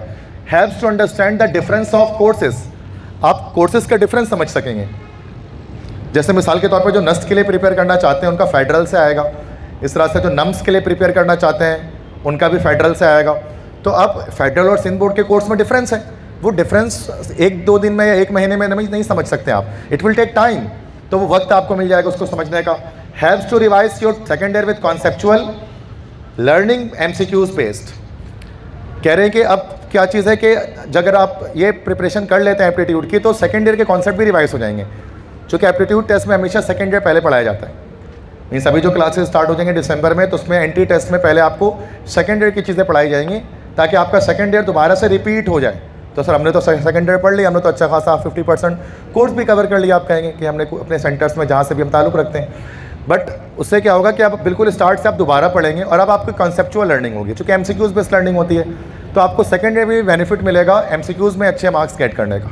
ये बेनिफिट एक हो जाता है अर्ली स्टार्ट करने का। Minimising the risk of accidental changes, हादसाती तब्दीलियाँ आ सकती हैं कभी कभार, हो सकता है इन केस के जब टेस्ट होने वाला हो, जब मतलब सेकेंड ईयर के रिजल्ट्स के बाद आपकी तबीयत ख़राब हो जाए, किसी की भी तबीयत ख़राब हो जाती है, या वो बेड रेस्ट पे आ जाते हैं, या वो तैयारी नहीं कर पाते ठीक तरह से, कुछ फंक्शंस घर में आ जाते हैं, कुछ काम पड़ जाता है ऐसा। तो अब क्या होगा कि अगर आपने तैयारी पहले से करके रखी होगी तो आपको आगे जाकर मसला नहीं होगा। आप टेस्ट के टाइम पे अगर ये मसाइल आ भी जाते हैं ना, तो आप कहते हैं नो कोई बात नहीं, तैयारी तो हुई भी है। लेकिन अगर आपने पहले तैयारी नहीं की और आगे जाकर ये मसले आ जाए तो जाहिर सी बात है आपके मार्क्स फिर नहीं आ पाते हैं। हो सकता है ऐसा, इट माइट बी पॉसिबल कि ऐसा हो, एक्सीडेंटल चेंजेस को आ जाए। Helps to maximise your opportunities, और अपॉर्चुनिटीज़ भी बढ़ जाती हैं, चूँकि जानते हैं बहुत सी यूनिवर्सिटीज़ का टेस्ट जो है ना वो पहले ही हो जाता है, मतलब सेकेंड ईयर के रिजल्ट से पहले भी टेस्ट यूनिवर्सिटीज़ के हो जाते हैं। समटाइम्स ऐसी यूनिवर्सिटीज़ भी हैं या सेकेंड ईयर के रिजल्ट के फ़ौरन बाद हो जाते हैं, रिजल्ट आया और 1 मंथ के अंदर अंदर टेस्ट हो गया या 15 दिन के अंदर अंदर टेस्ट हो गया। जैसे कुछ यूनिवर्सिटीज़ हैं, SMIU है, SMIU यूनिवर्सिटी इंजीनियरिंग की है, मतलब कंप्यूटर साइंस की है, तो उनमें टेस्ट फ़ौरन से हो जाता है, साल में 2 टेस्ट होते हैं, एक टेस्ट इंटर के रिजल्ट के फ़ौरन बाद हो जाता है। अब अगर आपने इंटर से पहले टेस्ट की तैयारी रखी होगी ना, तो अब क्या होगा, इस तरह के टेस्ट भी आप दे सकेंगे आराम से। वरना फिर आप क्या सोचेंगे अभी तो इंटर हुआ है, अब तो 2 महीने बाद ही कोई टेस्ट आएगा तो हम देंगे, या 1 महीने बाद ही देंगे, तो क्या तैयारी नहीं होगी। सिंपल सी बात है। तो ये अपॉर्चुनिटीज़ को मैक्सिमाइज़ कर देगा आपकी, अगर आप तैयारी शुरू से ही कर लें तो जो भी टेस्ट आते जाएंगे ना लाइन में, आप सब देते हुए आगे बढ़ेंगे। आगे स्टडी प्लान क्या होगा आपका भाई, कि किस तरह से स्टडी करनी है। तो इंटरमीडिएट के एग्ज़ाम्स इस साल सेकेंड ईयर के मई जून में एक्सपेक्टेड है कि मई के एंड में स्टार्ट होंगे और जून के स्टार्ट में ख़त्म हो जाएंगे, फिर 10 जून से फर्स्ट ईयर के स्टार्ट हो जाएंगे। तो ये मई जून का सेकेंड ईयर के इंजीनियरिंग मेडिकल वालों का, साइंस वालों के एग्ज़ाम्स मई जून में एक्सपेक्टेड है, जो उससे लास्ट मंथ ही जो है उसकी नोटिफिकेशन जो आई आपने देखी होगी। और most university admission test are in July and August. ज़्यादातर यूनिवर्सिटीज़ अपने टेस्ट जुलाई और अगस्त में लेती हैं, मैक्सिमम जुलाई अगस्त में, मतलब मई जून है तो जुलाई अगस्त 1 मंथ 2 मंथ आपको मिलता है जस्ट, ठीक है। तो आपको पहले स्टार्ट करना होगा।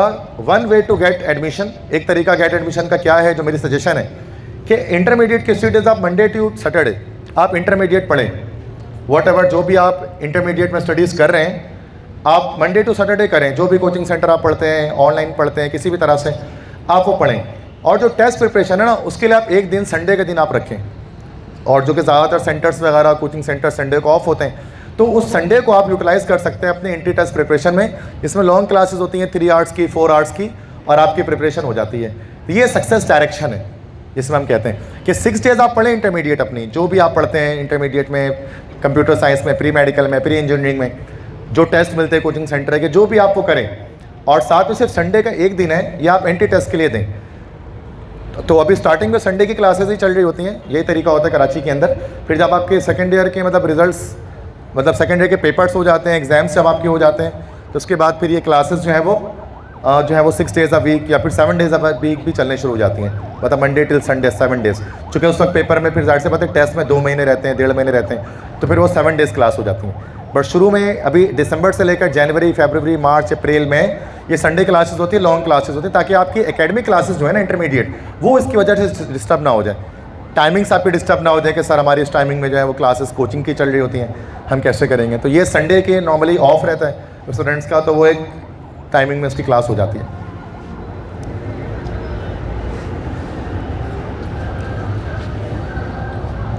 ओके, सो वाई प्रिपरेशन नीडेड, प्रिपरेशन की ज़रूरत क्यों है, यानी टेस्ट की प्रिपरेशन हम क्यों करते हैं कि MCQs based learning missing in intermediate के अंदर MCQs बेस्ड लर्निंग मिसिंग होती है। ये चीज़ आप जानते हैं इसके बारे में कि हम इंटरमीडिएट में सेक्शन बी और सेक्शन सी की तैयारी ज़्यादा कर रहे होते हैं। Short questions, detailed answer questions को याद करने की चीज़ें, डेफिनेशन याद करना, न्यूमेरिकल्स करना, डेरिवेशंस करना, ये हम ज़्यादा कर रहे होते हैं। और जो MCQs है ना, उस पर बस हम 5 ईयर 10 ईयर यही फॉलो कर रहे होते हैं। मतलब ओवरऑल एप्टीट्यूड लेवल की स्टडीज़ हम नहीं कर रहे होते हैं। एक ये मसला होता है कि इंटर की तैयारी से आप NT टेस्ट की तैयारी नहीं कर पाते। Test is comprehensively compiled from Sindh और फेडरल बोर्ड बुक्स। टेस्ट जो होता है वो पूरी बुक में से कहीं से भी चीज़ें आ सकती हैं। मतलब इंटरमीडिएट मतलब NT टेस्ट के अंदर ये नहीं होता कि कुछ इंपॉर्टेंट टॉपिक्स पता है। बहुत सारे बच्चे मुझसे कहते हैं कि सर वो टेस्ट के इंपॉर्टेंट टॉपिक बताएं, सर को गेस्ट पेपर दीजिए NED के टेस्ट के लिए, MD कैट के लिए। याद रखें, ऐसा कोई गेस्ट पेपर ऐसा नहीं होता NED के टेस्ट के लिए या फिर MD कैट के लिए कि आप टेस्ट कि आपको कुछ 100-200 MCQs मिल जाए, उसकी तैयारी करके आपका टेस्ट निकल जाए, ऐसा कुछ नहीं है। इंटरमीडिएट का हो सकता है कि सर ये 400 MCQs इसमें से आ जाएगा, लेकिन MD कैट में ऐसा नहीं है। पूरे बुक में से कहीं से भी कुछ भी आस्क कर लेते हैं, कॉम्प्रीहेंसिवली उसको कंपाइल किया जाता है पूरे टेक्स्ट बुक से। तो वो आप इंटर में थोड़ी ना पढ़ते हैं आप उस तरह से पूरी बुक को, वहाँ तो हम नोट्स को फॉलो कर रहे होते हैं अक्सर चीज़ों में। रिस्ट्रिक्शंस मेक्स ट्रबल, रिस्ट्रिक्शंस भी होते हैं NT टेस्ट के अंदर। विदाउट कैलकुलेटर मैथमेटिक्स, अब इंटर में जब आप टेस्ट देते हैं, न्यूमेरिकल सॉल्व करते हैं फिजिक्स के, केमिस्ट्री के, या फिर आप मैथमेटिक्स में सॉल्व कर रहे होते हैं, तो आपको कैलकुलेटर के साथ आप कर रहे होते हैं। बट ये MD कैट के अंदर, जैसे मैंने बताया, नस्ट के अंदर, फास्ट के अंदर कैलकुलेटर अलाउ नहीं होता। तो कैलकुलेशन ट्रिक्स होती हैं इसके पीछे, जिसके थ्रू हम कैलकुलेट कर रहे होते हैं कि किस तरह से शॉर्टकट वे पर हम कैलकुलेशंस कर पाएंगे, फ्रैक्शंस को कैलकुलेट कर पाएंगे, एक्सपोनेंट्स को कैलकुलेट कर पाएंगे। तो उसकी ट्रिक्स होती हैं। नेगेटिव मार्किंग भी होती है कुछ टेस्ट के अंदर, जैसे दाऊद का टेस्ट है NT टेस्ट का, दाऊद यूनिवर्सिटी का, उसके अंदर नेगेटिव मार्किंग होती है। तो नेगेटिव मार्किंग में क्या होता है, गलत ऑप्शन लगाने पर, तुक्का लगाने पर, गैस लगाने पर आपके 0.25 एक्स्ट्रा कट जाते हैं। इसको नेगेटिव मार्किंग कहते हैं। 1 नंबर तो कटेगा ही कटेगा, 0.25 एक्स्ट्रा कट जाएंगे गलत लगाने पर, कि अगर आप छोड़ देंगे MCQ तो 1 नंबर कटेंगे, और अगर गलत लगा देंगे तो 1.25 कट जाएंगे। तो ये नेगेटिव मार्किंग इसको हम कहते हैं। ये वो उसमें दाऊद यूनिवर्सिटी में होती है नेगेटिव मार्किंग। टाइम लिमिट्स होते हैं कि 2 घंटे में आपको, जैसे कि ज़्यादा, जैसे नस्ट की बात करें तो 180 MCQs करने होते हैं। 3 आवर्स में 180 मिनट्स में 200 MCQs करने होते हैं। तो टाइम कम होता है और MCQs हमारे पास ज़्यादा होते हैं। अब कम टाइम में किस तरह से ज़्यादा MCQs को कर पाएँ हम, तो ये तमाम चीज़ों के लिए क्या होता है, प्रिपरेशन की रिक्वायरमेंट होती है आपकी। NT टेस्ट की तैयारी आप करते हैं। इसका सॉल्यूशन क्या है कि need proper guidelines with experts, कि आपको प्रॉपर गाइडलाइंस की ज़रूरत होती है एक्सपर्ट्स की तरफ से। और need to practise relevant material, कौन से बुक स्टडी करनी है, रेलेवेंट मटेरियल क्या है उसको स्टडी करना, वो फिर आपको टीचर बताते हैं, इंस्टीट्यूट आपको बताता है, जिस बुक को आप स्टडी करके MCQs को सॉल्व करके आप अपने NT टेस्ट को बेहतर बनाते हैं। एक मिथ है कि we can do preparation by our self. एक मिथ है बच्चों के अंदर कि हम खुद से तैयारी कर सकते हैं घर पे बैठकर, कि हम घर पे खुद ही तैयारी कर लेंगे, हमें नीड नहीं है कि हम किसी इंस्टीट्यूट को ज्वाइन करें। This is just a myth, there is nothing in it. Reality क्या है, only few can make this. कुछ लोग तो ऐसा कर सकते हैं, but many others get in worst conditions even they have good academic percentages. अक्सर चलो मान लिया कि 100% बच्चे घर पे तैयारी कर रहे हैं, तो शायद 10% एडमिशन ले भी ले, बट 90% वर्स्ट सिनेरियोज का शिकार हो जाते हैं। अगर उनकी परसेंटेजेस 90s में होती हैं, 80s में होती हैं, लेकिन वो एडमिशन गेट नहीं कर पाते, चूँकि उन्होंने प्रिपरेशन नहीं की होती है, उन्होंने एक्सपर्ट्स की गाइडलाइंस नहीं ली होती हैं। ये भी चीज़ ज़रूरी है, चूँकि आपने, जाहिर सी बात है, ज़िंदगी नर्सरी क्लास से लेकर प्राइमरी, फिर सेकेंडरी, फिर उसके बाद आगे जाकर आपने इंटरमीडिएट में तालीम हासिल की। आपने यही कोशिश की कि आप ज़िंदगी भर की मेहनत जो है ना, वो उसी चीज़ में है कि आपका करियर बन रहा है कि नहीं बन रहा। इन केस अगर आप टेस्ट को क्लियर नहीं कर पाए तो पूरी ज़िंदगी की मेहनत जो आपने स्कूल में, कॉलेज में की, वो सब के सब रायगा चली जाती है। तो इसमें कोई रिस्क नहीं ले सकते हम कि हम घर बैठकर करेंगे और हमसे हो जाएगा। कुछ बच्चे कर पाते हैं, बट हर स्टूडेंट के अंदर ये कैपेबिलिटी नहीं होती है कि वो खुद से प्रिपेयर कर सकें। उसको एक्सपर्ट गाइडलाइंस की नीड होती है। जैसे हम यहाँ पर 15 ईयर्स से इसकी प्रिपरेशन करवा रहे हैं, तो एक अलग चीज़ है कि उसमें गाइडलाइंस है, हमें पता है कि चीज़ें कहाँ से किस तरह से पूछी जा सकती हैं, कौन से टॉपिक से MCQs क्या आ सकता है, किन टॉपिक्स में बच्चा कंफ्यूज हो सकता है। इन चीज़ों को हम आपको गाइड करते हैं। दैट्स वाई इस ओरिएंटेशन को भी रखा गया आज, कि आप समझ सकें एक्सपर्ट ओपिनियंस क्या हैं NT टेस्ट के बारे में। इसकी पूरी एक अलग साइंस से समझ जाइए। एंड यूनिवर्सिटी एडमिशन की अलग समझ, एक पूरी एक इसकी अलग एक फ़िलासफ़ी है पूरी। इतनी आसान नहीं जितनी आसान बच्चे समझते हैं कि बस इंटर कर लिया एडमिशन तो हो ही जाएगा। बहुत सारी चीज़ें हमें समझनी पड़ती हैं। आगे इतनी ख़त्म हो गई।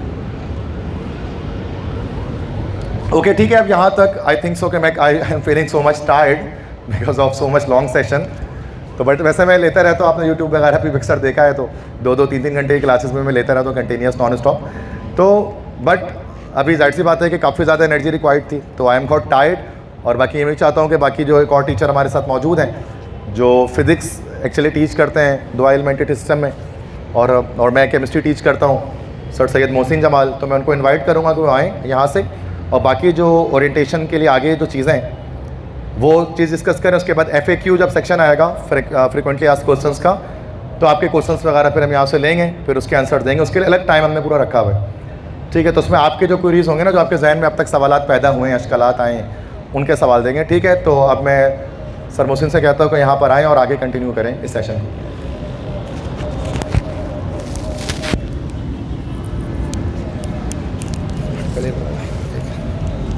इसको दोनों लगाना पड़ेगा,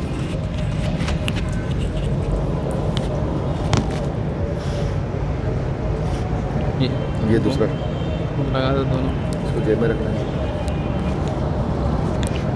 जेब में रखना है।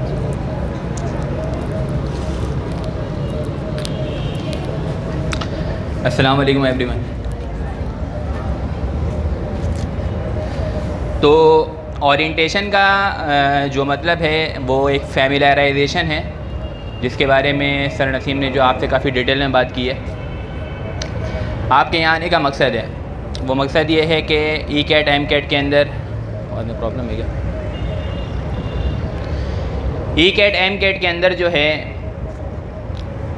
जो पेपर पैटर्न होता है, जो फ्रीक्वेंटली आस्किंग क्वेश्चंस होते हैं, या फिर जो इसकी मेथडोलॉजी होती है वो आखिर किस तरीके की होती है। नॉर्मली बच्चे इंटरमीडिएट पे अपना भरपूर फोकस कर रहे होते हैं एकेडमिक्स के ऊपर, लेकिन उनको अंदाज़ा नहीं होता कि सवालात यानी कि क्वेश्चंस जो आने वाले हैं आगे चल के एप्टीट्यूड के अंदर, वो सवालात किस तरीके के होंगे।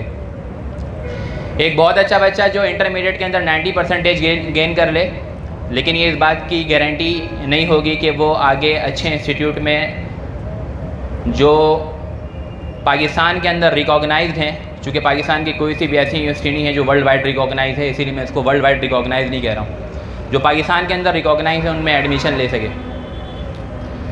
जिस तरीके से सर ने डॉ की बात की है, अब डॉ में एडमिशन लेना जो है, आप ये समझ लें कि अगर एक दूध है, दूध को बॉयल करने के बाद उस पर जो क्रीम जमा होती है, उस क्रीम को अगर आप उठा लें तो वो बच्चे हैं जो जा कर के डॉ में एडमिशन ले रहे हैं, वो इस तरीके से छानते हैं। और इसी तरीके से जो इंजीनियरिंग सेक्टर्स हैं, इंजीनियरिंग सेक्टर्स में भी जिस तरीके से कराची के अंदर लोगों का ख़ास तौर पे ड्रीम ये होता है कि वो NIT यूनिवर्सिटीज़ में एडमिशन ले लें, या फास्ट में ले लें, या नस में ले लें। और कराची के अंदर जो है NUST, national university of science and technology जो है वो एक्चुअली में कराची में एग्जिस्ट नहीं करता, इसका मेन ब्रांच वो इस्लामाबाद में है। तो कराची के बच्चे ज़्यादातर उसको प्रेफर नहीं कर पाते, क्योंकि आना जाना और फिर हॉस्टल वगैरह के एकोमोडेशन जो है वो अवेल करना वो मुश्किल काम हो जाता है। तो कराची के बच्चे जो हैं उनके लिए ज़्यादातर प्रायोरिटी ये होती है कि वो NIT के अंदर या फिर NUST कराची वाला जो कैंपस है उसके अंदर, या फिर फास्ट के अंदर जो है वो एडमिशन गेट कर लें। और ये वो बच्चे होते हैं जिनकी हाई मेरिट होती है, हाई परसेंटेज होती है। इसके अलावा फिर जिनकी परसेंटेज डाउन होती है या लो मेरिट होता है, वो फिर प्राइवेट सेक्टर की तरफ यूज़ करते हैं, जहाँ पे फीस स्ट्रक्चर जो है वो काफ़ी हाई होती है। तो आपको गैदर करने का मतलब, आपको बुलाने का मतलब, आपको समझाने का मतलब ये है, इंटरमीडिएट जब इंसान कंप्लीट करता है तो इंटरमीडिएट कंप्लीट करने में तकरीबन उसको जो ड्यूरेशन लग जाता है वो 15 साल का ड्यूरेशन लग जाता है, क्योंकि 13 साल कंप्लीट करने में आपकी मैट्रिक की रिक्वायरमेंट होती है। अगर आप प्री नर्सरी से जोड़ें, नर्सरी से आप इसको काउंट करें तो मैट्रिक करने में तकरीबन 13 साल निकल जाते हैं, और उसके बाद 13 साल के बाद 2 साल इंटरमीडिएट का होता है। तो इनको समराइज़ करिएगा, समअप करिएगा तो तकरीबन बनेगा ये 15 ईयर्स, ठीक है ना। तो अब आपके पास जो टाइम ड्यूरेशन बाकी है अच्छी जगह सेट होने के लिए, अच्छी यूनिवर्सिटीज़ के अंदर एडमिशन लेने के लिए, वो बहुत ज़्यादा भी अगर टाइम बाकी होगा तो वो 8 से 9 महीने बाकी हैं, बस से ज़्यादा नहीं है, क्योंकि 4 से 5 महीने में आपके एग्ज़ाम्स होने वाले हैं और उसके 4 से 6 महीने के अंदर आपके टेस्ट होने वाले हैं, जिसके ऊपर आपका एडमिशन होगा। तो बताने का मकसद ये है कि आपने 15 साल फीस भर चुकी है, आपने 15 सालों से जो है ना वो अपने फादर के, अपने अब्बू के पैसे जो है वो जेब से निकाल करके वो खंगाले जा रहे हैं। अब वो वक्त आने वाला है कि हम उनको समराइज़ करें, हम उनको गाइड करें, और उसका हमें कोई एक नतीजा सामने आए कि आखिर हमने जो 15 साल मेहनत की है वो क्या ऐसी ज़ाया कर दी हमने मेहनत उन 15 सालों को। बात समझ में आ रही है? तो ये जो 15 साल की जो मेहनत है, अब उसका निचोड़, अब उसकी मेहनत आपके सामने जो है वो रंग लाएगी। तो उसके लिए ये है कि ये जो लास्ट के आपके जो कुछ ड्यूरेशन बाकी हैं, जिसमें इंटरमीडिएट, यहाँ पे मोस्टली बच्चे जो होंगे वो अभी फर्स्ट ईयर के होंगे मेरे ख्याल में, हैंड रेस करते हैं जो फर्स्ट ईयर वाले हैं अभी, जो भी फर्स्ट ईयर में, सॉरी सेकेंड ईयर में जो भी पढ़ रहे हैं, जो भी सेकेंड ईयर में पढ़ रहे हैं, और कुछ ऐसे बच्चे भी बैठे होंगे जिन्होंने इंटरमीडिएट कंप्लीट कर लिया होगा और नेक्स्ट ईयर दोबारा जो है वो टेस्ट देने के लिए, ओरिएंटेशन लेने के लिए आए होंगे। सही है ना? तो आखिरी के दिनों में ये जो आपके लास्ट ड्यूरेशन से जो लास्ट टाइम इंटरवल बाकी हैं, उनमें जो पढ़ने का क्राइटेरिया होता है, जो पढ़ने का जो तरीका होता है, जो पढ़ने का रुझान होता है, वो थोड़ा सा डिफरेंट हो जाता है। जिन 13 सालों से 14 सालों से आप जो मेहनत करते हुए आ रहे हैं, जिस पैटर्न पे मेहनत करते हुए आ रहे हैं, और उस पर जो आपने रिज़ल्ट्स गेट किए हैं वो आपके सामने हैं, और अगर आप उस रिज़ल्ट से सेटिस्फाई नहीं हैं, तो ये ज़रूरी होता है कि अपने इन्वायरमेंट के हिसाब से, उस कंडीशन के हिसाब से अपने आप को चेंज किया जाए कि आखिर हमसे डिमांड क्या किया जा रहा है, हमारी पढ़ाई किस तरीके की होनी चाहिए कि we can get the high grades और high marks with respect to the examination point of view and with respect to the conceptual point of view। सिर्फ रट्टा मार करके जो आपको सेंटर में जो चीज़ें समझाई जा रही हैं, आप उसको बैठ करके अगर रट्टा मार लें तो हो सकता है आप इंटरमीडिएट के अंदर तो अच्छे स्कोर ले आएँ, लेकिन एप्टीट्यूड के अंदर कभी भी आप स्कोर नहीं कर सकेंगे। अभी हमारे प्रीवियस सेशन में जो हमारा 2022 का बैच गुजरा है, जिसका रिज़ल्ट अभी मंडे और ट्यूसडे को जो है कि अनाउंस होने वाला है, तो उनमें बच्चों ने जो स्कोर्स बताए हैं वो 167, 168, 165, 157, 148, 128, 130, इस तरीके की, कोई भी 170 प्लस पे नहीं है। और फिर हमने और ओवरऑल रिजल्ट्स भी उठा करके देखें तो हमें इस तरीके का रिजल्ट नहीं नज़र आया कि कोई बहुत ज़्यादा एक्सेप्शनल बच्चा जो हो स्कोर करके बैठा हुआ हो। तो बताने का मकसद यही है कि अगर आप, जो आपसे डिमांड किया जा रहा है, जो पूछा जा रहा है, जो पैटर्न आपसे वो मांग रहे हैं पढ़ाई का, अगर उस पैटर्न पे आप नहीं हैं तो आप कभी भी स्कोर नहीं कर सकेंगे। आप जिस तरीके से पढ़ रहे हैं उसका आप रिज़ल्ट समराइज उठा करके देखें कि वो किस तरीके का है, उसका समअप उठा करके देखें, और अगर वो उससे आप सेटिस्फाई नहीं हैं तो आपके अंदर चेंज जो है वो ज़रूरी है। तो वो चेंज किस तरीके की है, ये एक दिन के अंदर आप एक ओरिएंटेशन में 2 घंटे के लिए, और आपको जो है वो एकदम से कोई फार्मूला पढ़ा करके भेज दिया जाए कि घर जाते आप बिल्कुल चेंज हो जाए, तो ऐसा नहीं होता। इट रिक्वायर्स टाइम, इसमें टाइम लगता है। तो हमारा जो सेशन ई-कैट एम-कैट का जो स्टार्ट हो रहा है, which is going to start from the 11th of December, which is the second Sunday of December. तो उसमें जो हमारी टीचिंग मेथडोलॉजी होती है, हम उसको किस तरीके से गाइड कर रहे होते हैं। यहाँ पे पॉइंट नंबर 1 लिखा हुआ है, subject lecture by experts with respect to the MCQs point of view. ये बहुत ज़्यादा इंपॉर्टेंट होता है। आपका एक लेक्चर अगर आप पढ़ रहे हैं, अगर आप फिजिक्स के स्टूडेंट हैं या केमिस्ट्री के स्टूडेंट हैं, या अगर आप बायोलॉजी या मैथमेटिक्स के स्टूडेंट हैं, तो एक सवाल कहाँ से शुरू हो रहा है, कहाँ पे ख़त्म हो रहा है, इसका नाम पढ़ाई नहीं है। उसके अंदर जो बातें इंपॉर्टेंट हो रही हैं, उसके अंदर हर एक लाइन बाय लाइन जो है वो MCQs जो छुपा हुआ है, अगर आपने उसको सर्च नहीं किया, अगर आपने उसके ऊपर काम नहीं किया, तो आपकी पढ़ाई जो है वो पढ़ाई नहीं है। बस शाम के टाइम सारे बच्चे निकल करके कोचिंग जा रहे हैं, और सुबह के टाइम सारे बच्चे निकल करके कॉलेज जा रहे हैं, फैशन चला हुआ है, सब भी जा रहे हैं, हम भी जाएंगे। तो इस चीज़ का नाम जो है वो पढ़ाई नहीं है। पढ़ाई नाम है अगर हम 2 घंटे के लिए किसी सेंटर में जा रहे हैं, तो वो 2 घंटा मेरा मुकम्मल तौर पर इस्तेमाल हो जाए, उस टाइम हम दुनिया से अलग हो जाएं। और ये बातें मैं वो कर रहा हूँ, उन बच्चों के बिहाफ पे कर रहा हूँ जिन्होंने अपने आप को मनवाया, एडमिशन गेट करके दिखाया। आपको मैं एक बात बता दे रहा हूँ कि NED के अंदर एडमिशन लेना फिर भी एक आसान काम हो सकता है, लेकिन अगर हम MBBS की तरफ जाते हैं तो MBBS में जो एडमिशन लेना है, चाहे वो डॉ के अंदर हो, चाहे वो JSMU के अंदर हो, चाहे वो KMDC के अंदर हो, या किसी भी जो है ना पब्लिक सेक्टर के अंदर MBBS में एडमिशन लेने की बात हो रही हो, तो this is actually not the piece of cake. ये एक आसान बात नहीं है, एक आसान काम नहीं होता है। इसके लिए रात दिन की मेहनत जो है वो चाहिए होती है। मतलब पढ़ाई को ओढ़ना और बिछोना बनाना पड़ता है। अगर आप इसके हैबिचुअल हैं, आप इस तरीके के हैं, तो आप एडमिशन गेट करेंगे, कोई भी आपको नहीं रोक सकता। और अगर फिर आप इसी तरीके से हैं कि सुबह को 1 घंटा पढ़ लेंगे, शाम को 1 घंटा पढ़ लेंगे और मेरा एडमिशन हो जाए, तो ऐसा नहीं होता। मैं आपको एक बच्चे की बात बता रहा हूँ।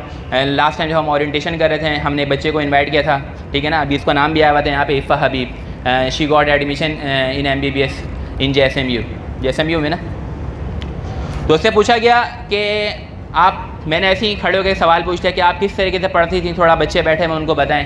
तो उसका जवाब ये था, सर रात में जब मेरी आँख खुलती थी, अगर मैं नींद से बेदार होती थी तो मेरे सामने बराबर में बुक हुआ करती थी, मैं बुक रीड करना शुरू कर देती थी। तो this is the craze to get the admission in the desired university, otherwise आप एडमिशन गेट नहीं कर सकते। तो एमसीक्यूज़ पॉइंट ऑफ व्यू के लिहाज से जब भी लेक्चर को समझा जाए, लेक्चर को पढ़ा जाए, तो उसमें जो एमसीक्यूज़ से रिलेटेड जो बातें छुपी हुई हैं उसके ऊपर लाजमी काम किया जाए, उसको लाजमी जो है वो फोकस किया जाए। उसके बाद नेक्स्ट जो हमारा पॉइंट लिखा हुआ है, guidance of up to date course material. Up to date course material, अभी से 10 साल पहले, 15 साल पहले, 20 साल पहले जो सवाल पूछे जाते थे एप्टीट्यूड के अंदर, अब वो सवाल चेंज हो रहे हैं। तो अगर हम उन्हीं को उठा करके रट्टा मारते रहेंगे तो हमारे मार्क्स कभी भी नहीं आएंगे। जैसा कि आप लोग सबको पता है या नहीं पता, तो मैं आपको ये बात बता दे रहा हूँ। पहले एनटीएस का टेस्ट हुआ करता था एमबीबीएस के लिए। पहले जो है एमडी कैट यानी कि पीएमसी क्राइटेरिया नहीं था, पहले जो टेस्ट का क्राइटेरिया था वो एनटीएस लिया करती थी। तो उसमें क्या होता था कि ओवरऑल फेडरल बोर्ड, फिर उसके बाद सिंध बोर्ड, ठीक है ना, उसमें ये चीज़ें वो इंक्लूड क्या कर रहे होते थे। लेकिन अब पीएमसी ने क्या किया, अपना एक सिलेबस बता दिया है कि ये सिलेबस है, ये पॉइंट्स हैं। अगर आप यहाँ पे तो अभी वो चीज़ें मेंशन नहीं हुई हैं, चूँकि हर सब्जेक्ट के लिए वो अलग अलग चीज़ें, वो टाइम ड्यूरेशन बहुत ज़्यादा हो जाता है। तो जब आप पहली क्लास में आप बैठते हो तो हम ये डिस्कस कर रहे होते हैं कि आखिर पीएमसी का सिलेबस क्या है, पिछले ईयर का क्या था, अभी इस साल का पीएमसी का सिलेबस नहीं आया 2023 के लिए, अभी वो आएगा 1 महीने 2 महीने के बाद, 2.5 महीने के बाद वो पीएमसी का सिलेबस जो है वो शो करेंगे। लेकिन कुछ कॉमन टॉपिक्स होते हैं जो हर साल के लिए इंपॉर्टेंट होते हैं, तो पहले उसी को बच्चों को प्रैक्टिस करवाई जा रही होती है। तो अगर आप टू डेट सिलेबस नहीं होगा, अगर आपको पता ही नहीं होगा कि सिलेबस आने वाला कहाँ से, और आप सिर्फ प्रिपरेशन कर रहे हैं, सुबह को भी पढ़ रहे हैं, रात को भी पढ़ रहे हैं, आपको डायरेक्शन का पता ही नहीं है कि किस डायरेक्शन में मूव करना है, तो आपके मार्क्स कभी भी नहीं आएंगे। ठीक है ना। ये मिसाल बिल्कुल उसी शिप की तरीके की है कि एक शिप अगर पानी में जो है वो बह रही है और उसमें रडर ना हो, इसको चक्कू बोलते हैं हाथ से चलाने के लिए, तो वो किसी भी डायरेक्शन में बह करके जा सकती है, उसके पास डायरेक्शन ही नहीं है। हालांकि वो भी फ्लो कर रही है लेकिन मंजिल पे नहीं पहुंचेगी। लेकिन आपको तो मंजिल पे पहुंचना है, तो उसके लिए क्या चाहिए, स्पेसिफिक डायरेक्शन। तो अगर वो स्पेसिफिक डायरेक्शन नहीं होगी तो कभी भी आप अपने मंजिल पे नहीं पहुंच सकेंगे। तो स्पेसिफिक डायरेक्शन से क्या मुराद है कि हम उन चीज़ों को, उन कोर्स को, उन मटेरियल्स को फोकस करें जो हमारे एग्जामिनेशन पॉइंट ऑफ व्यू से ज़्यादा इंपॉर्टेंट हो। फिर उसके बाद नेक्स्ट जो हमारे पास यहाँ पर है, recorded lecture for time to time revision. उसके बाद हमारे पढ़ाने के हैबिट में ये है कि हम रिकॉर्डेड जो भी लेक्चर हम पढ़ा रहे हैं तो एक्चुअली में रिकॉर्ड कर रहे होते हैं। वो बच्चे के फेवर के लिए होता है, इस सेंस में कि अगर बच्चा बाद में इसको रिवीजन करना चाहे, पढ़ना चाहे, देखना चाहे, तो वो उस चीज़ को जो है वो देख सकता है कि आखिर किस तरीके से सर इसको समझा रहे थे। कोचिंग में थोड़ा सा मिसअप हो गया, ठीक है ना, कोई बातें रह गई, कोचिंग में वो बात समझ में नहीं आई, तो उसी बात को वो घर में रिवाइज कर सकता है। और जो लेक्चर डिलीवरी का तरीका होता है वो कुछ इस तरीके से होता है कि वो टोटल लेक्चर जो बोर्ड पे लिखा रहता है वो MCQs बेस होता है। क्योंकि हम वो लेक्चर बोर्ड पे नहीं लिखते कि भाई अगर हम फिजिक्स के अंदर बात करते हैं, सेकेंड ईयर फिजिक्स के अंदर अगर आप गैल्वानोमीटर पढ़ लें, एम मीटर पढ़ लें, वोल्ट मीटर पढ़ लें, या फिर जो है वो law of heat exchange, thermodynamic, first law of thermodynamic, second law of thermodynamic की बात कर रहे हैं, तो उसमें वो बातें फोकस की जाती है जिससे MCQs क्रिएट होता है। आपसे कभी भी एप्टीट्यूड टेस्ट में ये नहीं पूछा जाएगा show that the Kelvin's and Clausius statements are equal, ये साबित करके दिखाइए, ये कभी भी नहीं पूछा जाएगा। उसमें क्या टेक्निक है कि वो इक्वल हो जाता है, वो टेक्निक पूछी जाएगी, तो वो आपको टेक्निक मालूम होनी चाहिए। तो रिकॉर्डेड लेक्चर से आपको ये फ़ायदा होगा कि आप उन चीज़ों को जो छुपे हुए टेक्निक्स होते हैं आप उनको गेट कर सकते हैं, घर में बैठ करके लेक्चर रिवाइज कर सकते हैं, उसको दोबारा से देख सकते हैं। अगर किसी दिन छुट्टी हो गई तो इस बात की भी टेंशन नहीं रहती है बच्चों को कि इस लेक्चर तो हमारा रिकॉर्ड हो रहा होगा, ठीक है ना। और उसके बाद पास पेपर्स की प्रिपरेशन है, ठीक है ना। जैसे फर्स्ट कर लेते हैं, 2 चैप्टर पढ़ा दिए गए, 4 चैप्टर पढ़ा दिए गए, ठीक है ना। फिजिक्स में 2 चैप्टर कंप्लीट हो गया, केमिस्ट्री में 2 चैप्टर कंप्लीट हो चुके हैं। इसी तरीके से मैथ्स के अंदर और बायोलॉजी के अंदर, फिजिक्स के अंदर, इंग्लिश के अंदर आपका कुछ कोर्स कंप्लीट हो चुका है। तो उसके बाद जो आपकी डिज़ायर्ड यूनिवर्सिटी होती है जहाँ पर आपने एडमिशन गेट करना है, उसी के लिहाज से हमारे पेपर्स जो होते हैं वो बने हुए होते हैं, कंपाइल्ड होते हैं। हम उसी के लिहाज से टेस्ट कंडक्ट करते हैं, जो कि एक ग्रैंड टेस्ट के नाम से हम इसको, GT के नाम से हम इसको जो है वो इंट्रोड्यूस करवाते हैं क्लास के अंदर, जिसमें बच्चा ये जज करता है कि हमने जो 5 चैप्टर्स पढ़े हैं उन 5 चैप्टर्स को पढ़ने के बाद आखिर मेरे अंदर जो है वो क्या जो है वो इम्प्रूवमेंट आई है।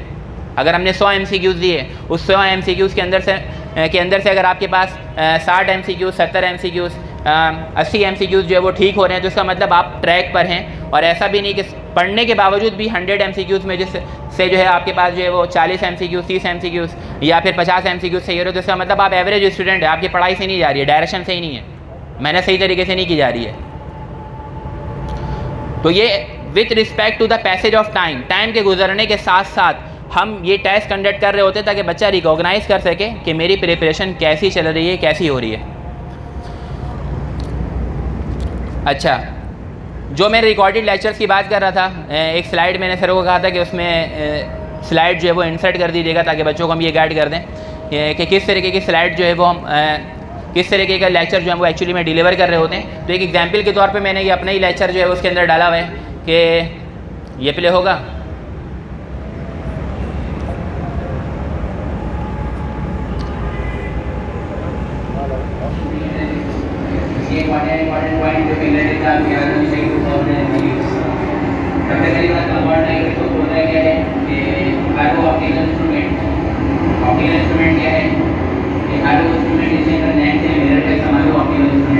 आगे बढ़ाना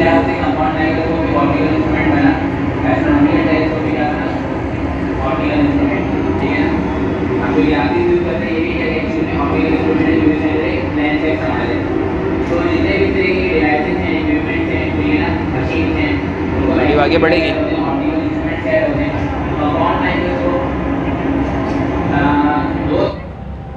बस ठीक है, ठीक है।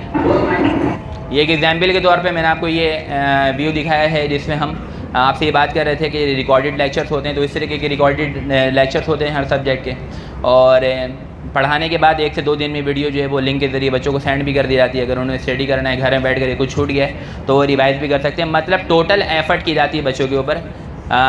जो बच्चे अब क्लास के अंदर अगर 40 बच्चे बैठे हुए हैं ना, तो 40 बच्चों का माइंड एक जैसा नहीं होता। कोई बच्चा एक चीज़ को 10 मिनट में समझ लेता है और वही उसी क्लास में कुछ और बच्चे जो हैं वो उसी की चीज़ को गेट करने के लिए 1 दिन लगा देते हैं। तो जो मेहनत करेगा वो पाएगा। अगर किसी को लगता है कि मुझे इस पर 1 दिन की मेहनत करनी चाहिए तो वो उस पर 1 दिन की मेहनत करे, चूँकि टाइम तो है, ठीक है ना। और एज टाइम जो है वो बहुत फास्ट, बहुत हाई स्पीड में, आप ये समझ लें स्पीड ऑफ लाइट से जो वो ट्रैवल कर रहा है, आपको इसका अंदाज़ा नहीं है।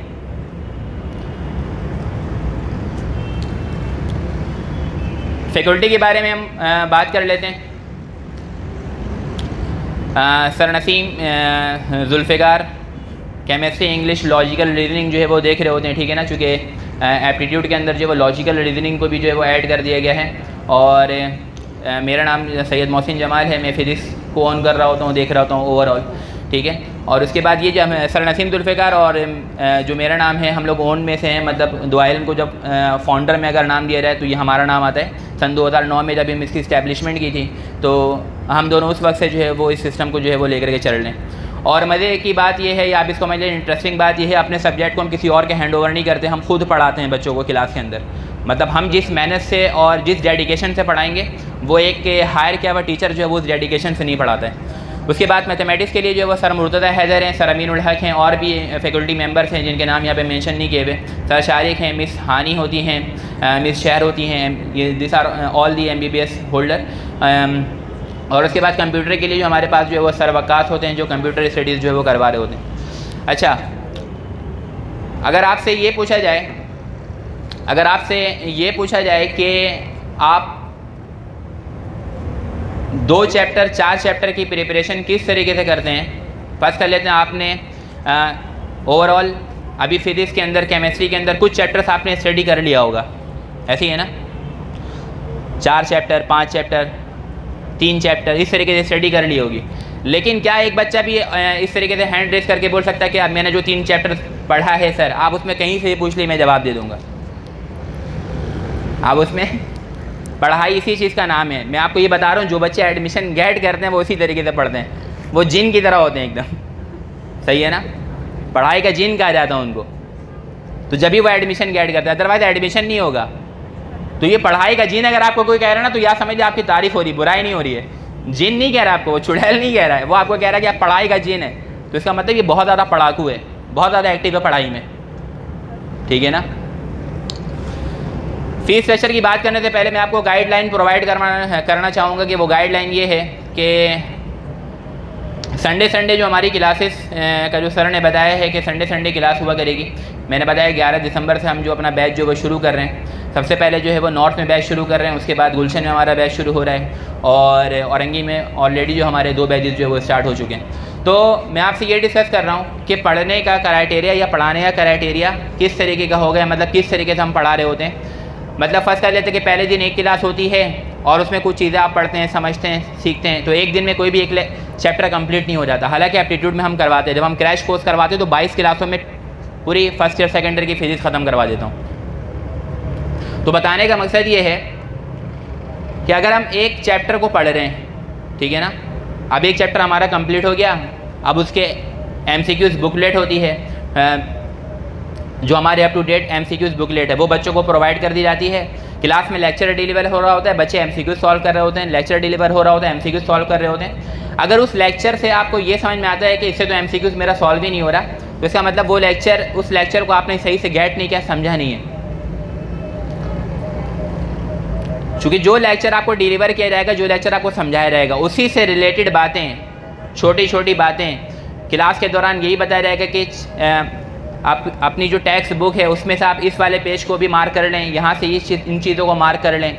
और जब लेक्चर डिलीवर हो रहा हो तो आपको ये बात भी गाइड करवा दी जाती है, आपको समझा दी जाती है कि जो चैप्टर चल रहा है उसी चैप्टर के MCQs के ऊपर फोकस करना, आगे नहीं देखना है कि हम पढ़ रहे हैं चैप्टर नंबर 11, हम पढ़ रहे हैं चैप्टर नंबर 2 और हम बात करें चैप्टर नंबर 6 की। तो with respect to the passage of time के गुजरने के साथ साथ, चैप्टर के कवर अप होने के साथ साथ MCQs जो है वो कवर अप हो रहा होता है। अब जब 4 चैप्टर हमारे कंप्लीट हो चुके होते हैं, आपसे पूछा जाता है कि MCQs किस तरीके के जा रहे हैं, किस तरीके से सॉल्यूशन उसका सॉल्व हो रहा है, किस तरीके से सॉल्यूशन बन रहा है, बातें समझ में आ रही है नहीं आ रही हैं। तो फिर 2 चैप्टर के लिए 3 चैप्टर के लिए बाकायदा MCQs की क्लास हम अरेंज करवाते हैं कि अब इसमें बच्चों को जो भी कन्फ्यूजन होगा पहले हम उनको सॉल्व करेंगे, उसके बाद आगे बढ़ेंगे। तो ये क्रैश बैच में ऐसा नहीं हो पाता, ये फुल लेंथ में ही होता है। सर ने आपको ये बात बताई है कि जो क्रैश बैचेस होते हैं उनमें सक्सेस रेशियो जो है वो उतना हाई नहीं होता as compare to the full length batch. What is the meaning of full length batch? The batch which is going to start from the December, ठीक है ना, December to till date of test, either it is MTCAT और ECAT। बातें clear हैं सारी? तो उम्मीद है कि आपको बातें समझ में आई होंगी, ठीक है ना। आप घर से यहाँ पर दूर दराज इलाके से तशरीफ़ लेकर के आए और आपने चीज़ों को देखा, समझा, आपको कुछ बातें समझ में भी आई होंगी। आप जैसे पहले आए थे आप वैसे जा नहीं रहे होंगे, ऐसे ही है ना। मतलब आपको तैयार करके नहीं भेजा जा रहा है, आपको ये समझा करके भेजा जा रहा है कि हमने क्या क्या चीज़ें सीखी। तो आपने इन चीज़ों को देखा होगा, जब आप यहाँ पर आए थे तो आपको क्या चीज़ें मालूम थी और जब आप यहाँ से जा रहे तो आपको क्या चीज़ें एक्स्ट्रा मालूम हो चुकी हैं। फ़ीस स्ट्रक्चर के बारे में भी यहाँ पे मैं आपको बता देता हूँ। MTCAT, DOHS, JSMU और AQU और NUMS के बारे में इसका जो फ़ीस स्ट्रक्चर है वो लमसम जो पेमेंट है वो 35,000 है और यहाँ पे मेंशन है कि ये 20% ऑफ है।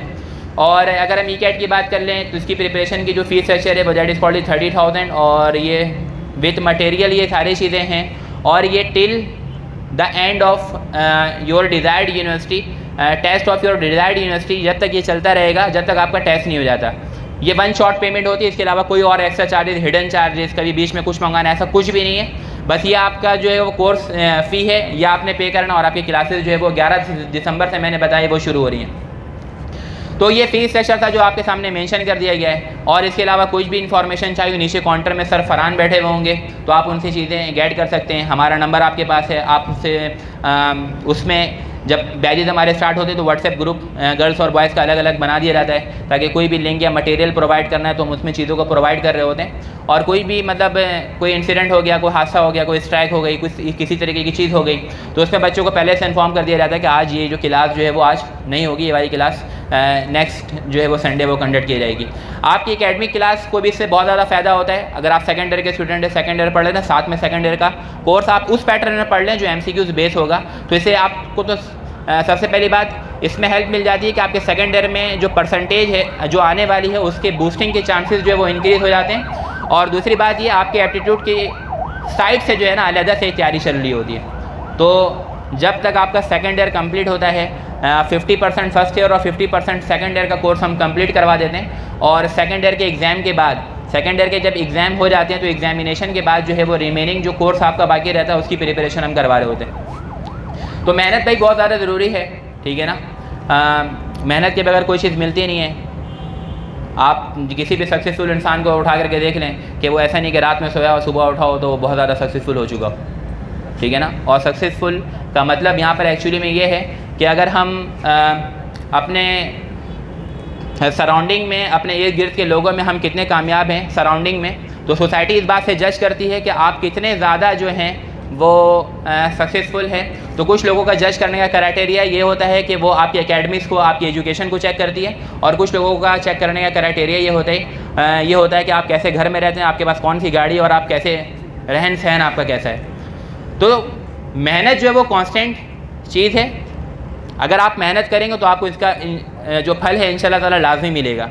एक चूटी भी जो है ना, जब वो अपने अनाज को लेकर के जब दीवार पे चढ़ रही होती है तो वो 100 बार ऊपर से नीचे गिर रही होती है और 100 बार फिर ऊपर की तरफ चढ़ती है, लेकिन वो ऊपर की तरफ लाजमी पहुंच जाती है, ठीक है ना। शायर ने इसके बारे में कहा भी है कि नन्ही चूटी दीवारों पर जब दाना लेकर चढ़ती है, संभल नहीं पाती 100 बार फिसलती है, मन का विश्वास रगों में सांस भरता है, और गिरकर चढ़ना और चढ़कर गिरना नहीं अखड़ता है, आखिर उसकी मेहनत बेकार नहीं होती, हिम्मत करने वालों की कभी हार नहीं होती।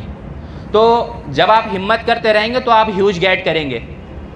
मैंने आपको एक बच्ची का वाक़या सुनाया, वो ऐसे ही नहीं सुनाया था कि आपके अंदर एक इंस्पिरेशन, एक जज्बा पैदा हो पढ़ाई का कि हम किस तरीके से ज़्यादा मेहनत करेंगे और अपने मंजिल को, जो आपकी डिज़ायर है, जो आपकी ख्वाहिश है, उसको गेट करेंगे।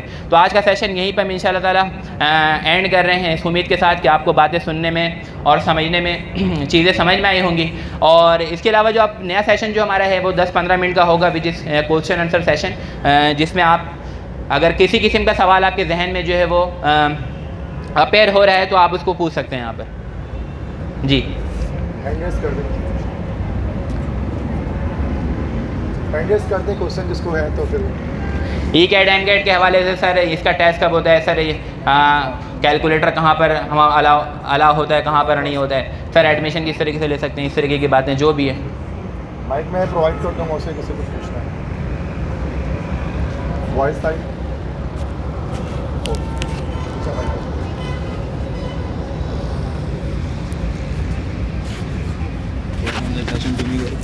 अच्छा सही है।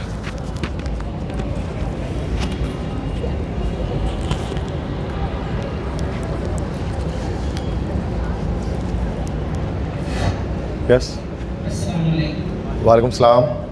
सर ये जो टेस्ट वगैरह होते हैं ना, मतलब प्रिपरेशन के बाद जो वीडियो लेक्चर्स बनाए जाते हैं, अगर कोई आपका ऐसा स्टूडेंट है जो मतलब काम से यहाँ नहीं आ सकता तो आप मतलब उसको ये लेक्चर डायरेक्ट प्रोवाइड कर सकते हैं?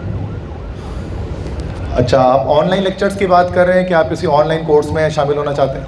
जी सर। जिसमें आपको रिकॉर्डेड लेक्चर्स प्रोवाइड किए जाएँ? जी हाँ, इंशाल्लाह इस बार जो हम कोर्स स्टार्ट करेंगे तो उसके जितने भी सब्जेक्ट्स के रिकॉर्डेड लेक्चर्स होंगे तो वो हम उसको फिर एक अलग ऑनलाइन एक जो है वो एक बैच बनाकर उसके थ्रू फिर मैं आपको प्रोवाइड हम उसको कर देंगे। उसकी जो फ़ी शेड्यूल वगैरह वो आपको बता दी जाएगी अलग से, ठीक है। अगर आप फिज़िकल क्लास में एनरोल नहीं हो पाएंगे तो अगर आप जस्ट रिकॉर्डेड लेक्चर चाहते हैं, चूँकि अक्सर मैं अपलोड करता हूँ जस्ट केमिस्ट्री के करता हूँ अपने सब्जेक्ट्स के ना, आपको अदर सब्जेक्ट्स के भी चाहिए तो फिर आपको बैच में एनरोल होना पड़ेगा, तो वो हम आपके लिए कर देंगे। तो इसके लिए इस साल लास्ट ईयर तो नहीं था, इस साल इंशाल्लाह हम एक सेटअप ये करेंगे इसमें, ठीक है।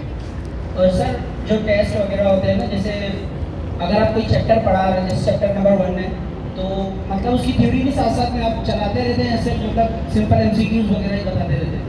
नहीं, दोनों हाइब्रिड एक लेक्चर होता है। हाइब्रिड लेक्चर इस तरह से होता है कि लेट से अगर कोई टॉपिक अगर मैं पढ़ा रहा हूँ सेकेंड ईयर में, जैसे कि अगर मैं आइसोमेरिज्म आपको पढ़ा रहा हूँ और आइसोमेरिज्म मैंने एक्सप्लेन कर दिया, उसकी टाइप एक्सप्लेन कर दी तमाम तरह की, उसके बाद उस टॉपिक से एमसीक्यूज़ फिर हम स्टार्ट कर देते हैं कि आइसोमेरिज्म से कौन कौन से एमसीक्यूज़ हैं जो बन सकते हैं। मतलब टॉपिक पहले उसकी थ्योरी पढ़ाई जाती है, फिर उस थ्योरी से एमसीक्यूज़ पढ़ाए जाते हैं, फिर थ्योरी, मतलब ऐसा नहीं होता कि सिर्फ थ्योरी पढ़ाई जाए या सिर्फ एमसीक्यूज़ पढ़ाया जाए। जब तक इसको हाइब्रिड लेकर नहीं चलेंगे ना तो एप्टीट्यूड्स की प्रिपरेशन नहीं हो सकती। तो हाइब्रिड होता है ये कि पहले थ्योरी होती है, देन उसके बाद एमसीक्यूज़, फिर थ्योरी, फिर एमसीक्यूज़, इस तरह।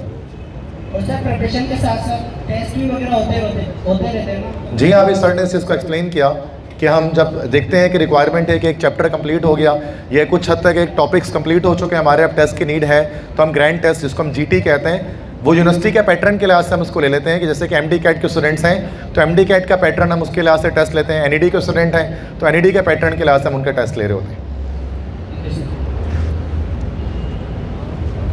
किसी और को चाहिए तो फिर वहाँ प्रोवाइड करते हैं, और अगर कोई सवाल पूछना चाहे तो फिर माइक उसकी तरफ जाएगा। वालेकुम सलाम। मेरा क्वेश्चन ये है कि इंजीनियरिंग स्टूडेंट्स जो है, ठीक है, अगर उनको लाइक ईकेट करना ज़रूरी है कि अगर उनको अदर फील्ड लेंगे लाइक फैशन डिज़ाइनिंग और इंटीरियर डिज़ाइनिंग एंड मतलब अदर फील्ड्स, तो उनका ज़रूरी है कि ईकेट करना यूनिवर्सिटीज़ में एडमिशन लेने के लिए। Okay, thank you. तो जैसे कि आपने बताया, okay you can sit down, you can tell you. So ये जो मैंने बता रहा था यहाँ पर अबाउट कि इंजीनियरिंग स्टूडेंट्स ई कैट के लिए जो आ जाएंगे ना, मतलब बीई करने के लिए, बैचलर ऑफ इंजीनियरिंग या बीएस करने के लिए साइंस से रिलेटेड फील्ड्स के अंदर, उनको ई कैट करना पड़ेगा। और वो तमाम स्टूडेंट्स जो कि लाइक मतलब फैशन डिज़ाइनिंग जैसे कि आप कह रहे हैं, इंटीरियर डिज़ाइनिंग कह रहे हैं, जो सॉफ्ट स्किल्स वगैरह टाइप की चीज़ें होती हैं, उसके अंदर जो है ना वो ई कैट की रिक्वायरमेंट नहीं होती। उनके टेस्ट होते हैं बट वो रिलेटेड टू ई कैट नहीं होते, उसके अंदर वो जर्नल टाइप के क्वेश्चन आस्क किए जाते हैं। उसका मतलब उसको करने के लिए आपको ई कैट करने की नीड नहीं होती। लाइक कीजिए इकरा यूनिवर्सिटी है, वो फैशन डिज़ाइनिंग कोर्स करवा रही होती है, मीडिया साइंसेस करवा रही होती है, तो उसके ई कैट नहीं होते, उनका अपना एक अलग टेस्ट होता है, उसकी प्रिपरेशन आपको खुद करनी होती है। वो टेस्ट तो कंडक्ट करते हैं बट वो एक ईजी टेस्ट होता है, उसके लिए इटसेल्फ कोई कंप्लीट ई कैट के फुल लेंथ बैच की नीड नहीं है। ई कैट हम सिर्फ उसी वक्त करते हैं if you want to become a doctor और we want to become an engineer और scientist, that type of things. Any more question girls boys किसी भी साइड से, तो माइक उसकी तरफ जाएगा। यू कैन आस्क, जो भी मसला आपको आप पूछ लें।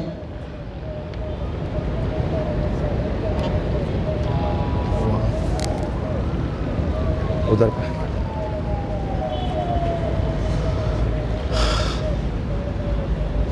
अस्सलाम वालेकुम। वालेकुम सलाम। सर ये मालूम करना था कि आप अपने प्रिपरेशन में फेडरल बोर्ड में इंक्लूड करते हैं या सिंध बोर्ड ही पढ़ाते हैं? ओके, तो इनका ये क्वेश्चन है कि भाई फेडरल और सिंध बोर्ड के अकॉर्डिंग देखिए, हमारा जो फुल लेंथ बैच चल रहा होता है ना, वो फुल लेंथ बैच हमारा नस्ट के लिए, एनईडी के लिए, नम्स के लिए, एमडी कैट सब के लिए चल रहा होता है। तो हम क्या करते हैं उसके अंदर सिंध बोर्ड को भी फॉलो करते हैं और साथ में फेडरल बोर्ड को भी फॉलो करते हैं। देखिए बहुत ज़्यादा डिफरेंस नहीं होता। लाइक से कि अगर मैं बताऊं कि आइसोमेरिज्म एक टॉपिक है ऑर्गेनिक केमिस्ट्री के अंदर, आप ऑर्गेनिक केमिस्ट्री में आइसोमेरिज्म के जो 4 टाइप्स हैं वो तो सिंध बोर्ड भी बताता है, और फेडरल बोर्ड उसके अलावा एक्स्ट्रा उसके 2 टाइप और बता देता है आपको। मीन्स के फेडरल बोर्ड थोड़ा सा स्लाइटली डिफ़िकल्ट होता है सिंध बोर्ड से, मतलब बहुत बड़ा मेजर डिफरेंस नहीं होता कोई उसके अंदर। तो हम क्या करते हैं, हम फेडरल और सिंध को मिक्स करके, यहाँ तक कि कभी कभार पंजाब बोर्ड को भी मिक्स करके एक हाइब्रिड लेक्चर तैयार करते हैं। चूँकि देखिए कॉन्सेप्ट जो है ना वो सेम रहते हैं, जहाँ तक मेरा मानना है जो कॉन्सेप्ट्स है ना वो हमेशा सेम होते हैं। लाइक अगर आप कोई भी टॉपिक आप उठाते हैं केमिस्ट्री में, आप कोई भी टॉपिक उठाते हैं, लाइक आप जो टॉपिक उठाते हैं हाइड्रोलिसिस का टॉपिक उठाते हैं, तो हाइड्रोलिसिस का मतलब यही होता है that is reaction with water. अब चाहे सिंध बोर्ड में हो, चाहे पंजाब बोर्ड में हो, चाहे केपीके बोर्ड में हो, चाहे ओ लेवल्स के स्टूडेंट हो, ए लेवल के हों, आगा खान बोर्ड के हों, सब के लिए हाइड्रोलिसिस का मतलब यही है कि रिएक्शन विथ वाटर। तो कॉन्सेप्ट्स चेंज नहीं होते हैं। तो हम क्लास में बताते हुए हम बच्चों को ये फील नहीं करवाते कि बेटा ये फेडरल का है, ये पंजाब का है और ये सिंध का है। हमारा बस एक लेक्चर होता है हाइब्रिड खुद बना, हम उसको डिलीवर कर देते हैं और स्टूडेंट की ऑटोमेटिकली वो तैयारी फेडरल से भी हो जाती है, सिंध से भी हो जाती है। वो ओवरऑल लेक्चर हम तैयार करके लाते हैं, उसी को हम डिलीवर करते हैं। ठीक है, एनी मोर क्वेश्चन किसी स्टूडेंट की तरफ से? You want to ask? Okay,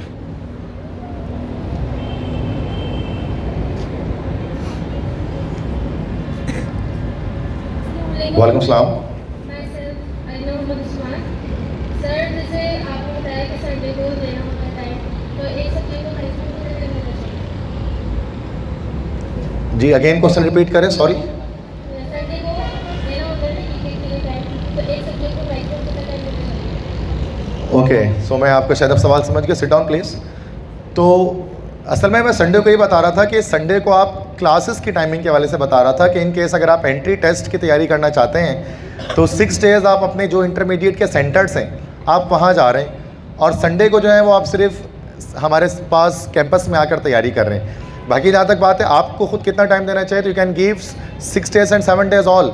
आप पूरे तमाम दिन भी आप दे सकते हैं, उसमें से आप कोई टाइम लिमिट निकाल लें। हमने इसलिए आपको बताया कि आप चूँकि बाकी 6 डेज़ अपने सेंटर्स में बिजी होते हैं कहीं ना कहीं, कोचिंग सेंटर्स के अंदर जो रिपीटर्स नहीं है, जो फ्रेश स्टूडेंट्स हैं, तो वो संडे को बस एक दिन आकर हमारे पास क्लास ले लें। वरना अगर आप, जाहिर सी बात है, in case if you are preparing at home, practice करना चाहते हैं तो वो आप किसी भी टाइम पे कर सकते हैं। मतलब उसके लिए कोई फिक्स टाइम नहीं। देखो ऑप्टिमम लिमिट हर बच्चे की डिफरेंट होती है। कोई एक टॉपिक को 15 मिनट में समझ जाता है, किसी को 1 घंटा लग जाता है। तो वो डिपेंड करता है कि आपके पढ़ने की लिमिट क्या है। अगर आपको चीज़ें जल्दी समझ में आती हैं तो आपके लिए 1 घंटा भी बहुत है। अगर आप चीज़ें जल्दी नहीं समझ पाते हैं तो आप 2 और 3 घंटे भी पढ़ सकते हैं। तो ये इसका एक परफेक्ट आंसर मैं नहीं दे सकता कि इतने घंटे पढ़ना चाहिए। ये हर स्टूडेंट के लिए वैरी करता है। ठीक है, और कोई सवाल किसी का है? ख़त्म कर दें।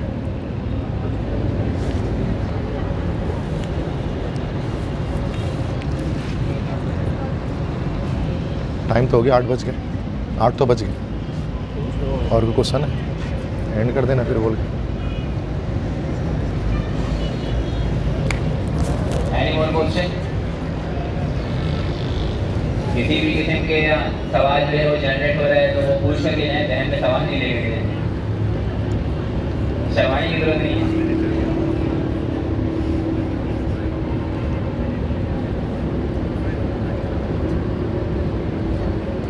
ठीक है सर, अपने सेशन को यहाँ पर एंड करते हैं। या किसी का कोई सवाल है? हैंड रेज कर लें जिसका सवाल है। हाँ पर याद है, मेरे पास ये लगा।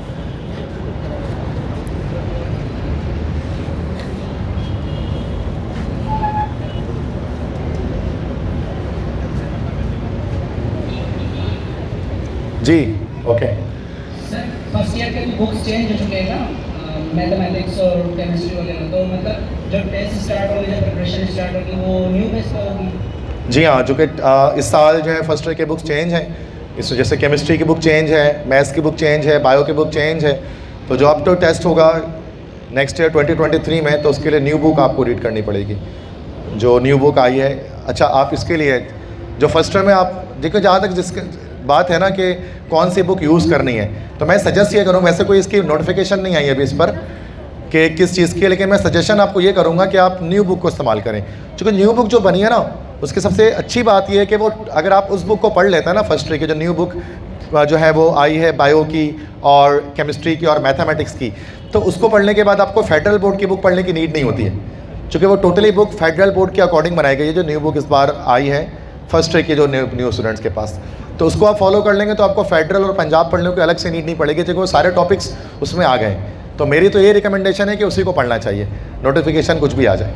ठीक है। तो सर सुनने में ऐसा है कि नेक्स्ट ईयर मतलब फर्स्ट ईयर की फिजिक्स भी चेंज हो जाएगी, तो हमारा जो टेस्ट होगा तो मतलब न्यू बुक से सवाल निकाल के देंगे या इस सेशन में? देखिए, मैंने यही चीज़ आपको बताई ना कि बुक जो है वो आपके पास ओल्ड बुक है ना, तो वो ओल्ड बुक को देखें तो उसको आप ना ही करें तो उसको बेहतर। न्यू बुक के लिहाज से आप करेंगे तो वो आपके लिए बेनिफिशियल होगा, कि उससे आपके पास जो फेडरल की चीज़ें हैं या फिर जो एक्स्ट्रा टॉपिक्स हैं ना, वो आपके उसमें कवर हो जाएंगे। देखिए फिर वही चीज़ है ना, इंसान हमेशा ना अपने आप को तमाम रिस्क को ना हटाकर सोचे। लेट से जो स्टूडेंट्स अभी MD कैट जिन्होंने दिया था मेडिकल के, अब जिन बच्चों ने PMC सिलेबस को फॉलो किया और PMC सिलेबस को फॉलो करने के बाद उन्होंने सोचा यार कि बुक भी पढ़ लेते हैं, एक बार प्रोविंशियल की सिंध की बुक भी पढ़ लेते हैं, क्या पता उसमें से आ जाए। वैसे नोटिफिकेशन कोई नहीं थी ऐसी कि सिंध की बुक से पूरा आएगा, नोटिफिकेशन तो ये थे कि PMC सिलेबस के अकॉर्डिंग आएगा। लेकिन जिन स्टूडेंट्स ने बुक पढ़ लिया, भले किसी भी तरह से उन्होंने टाइम निकाल कर एक्स्ट्रा कर लिया, उनको बहुत फ़ायदा। वही बच्चे 170s और 160s में आज मौजूद हैं MD कैट के टेस्ट में इस साल। तो मैं यही कहता हूँ ना कि अपने आप को लिमिटलेस नहीं करना चाहिए। अगर टाइम है तो आप न्यू बुक के लिहाज से पढ़ें, कि इन केस अगर उससे आ भी जाता है ना तो आप उसके आंसर्स दे पाएंगे। ठीक है। क्या बताना होगा, वो नीचे पड़ा, मैं नीचे से लेते हुए सही है। वालेकुम सलाम। और ये कि जैसे कि प्रिपरेशन कर रहे हैं, ऐसा सवाल हो जिसका नाम क्रिकेट से हो, फिजिक्स से हो, उसके कॉन्सेप्ट भी हमारे क्लियर किए जाएंगे। अगेन सवाल रिपीट करें, आई थिंक डिस्ट्रैक्शन थी। और ये कि जैसे कि हम एक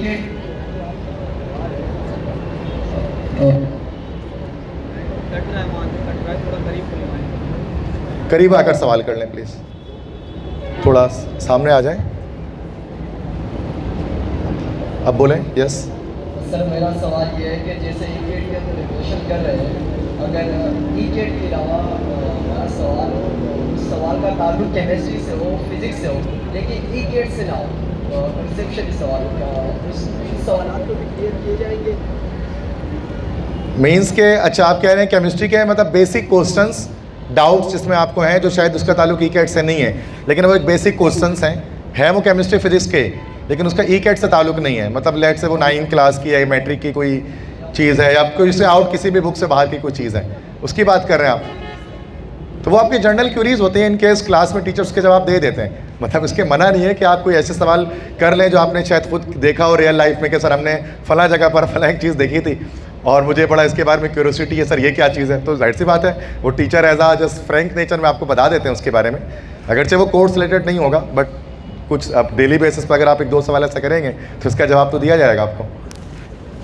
सर अब एक दो सवाल है, जैसे कि केमिस्ट्री से उनका ताल्लुक होगा, फिजिक्स और केमिस्ट्री से उनका ताल्लुक है, दो चीज़ें लेकिन केमिस्ट्री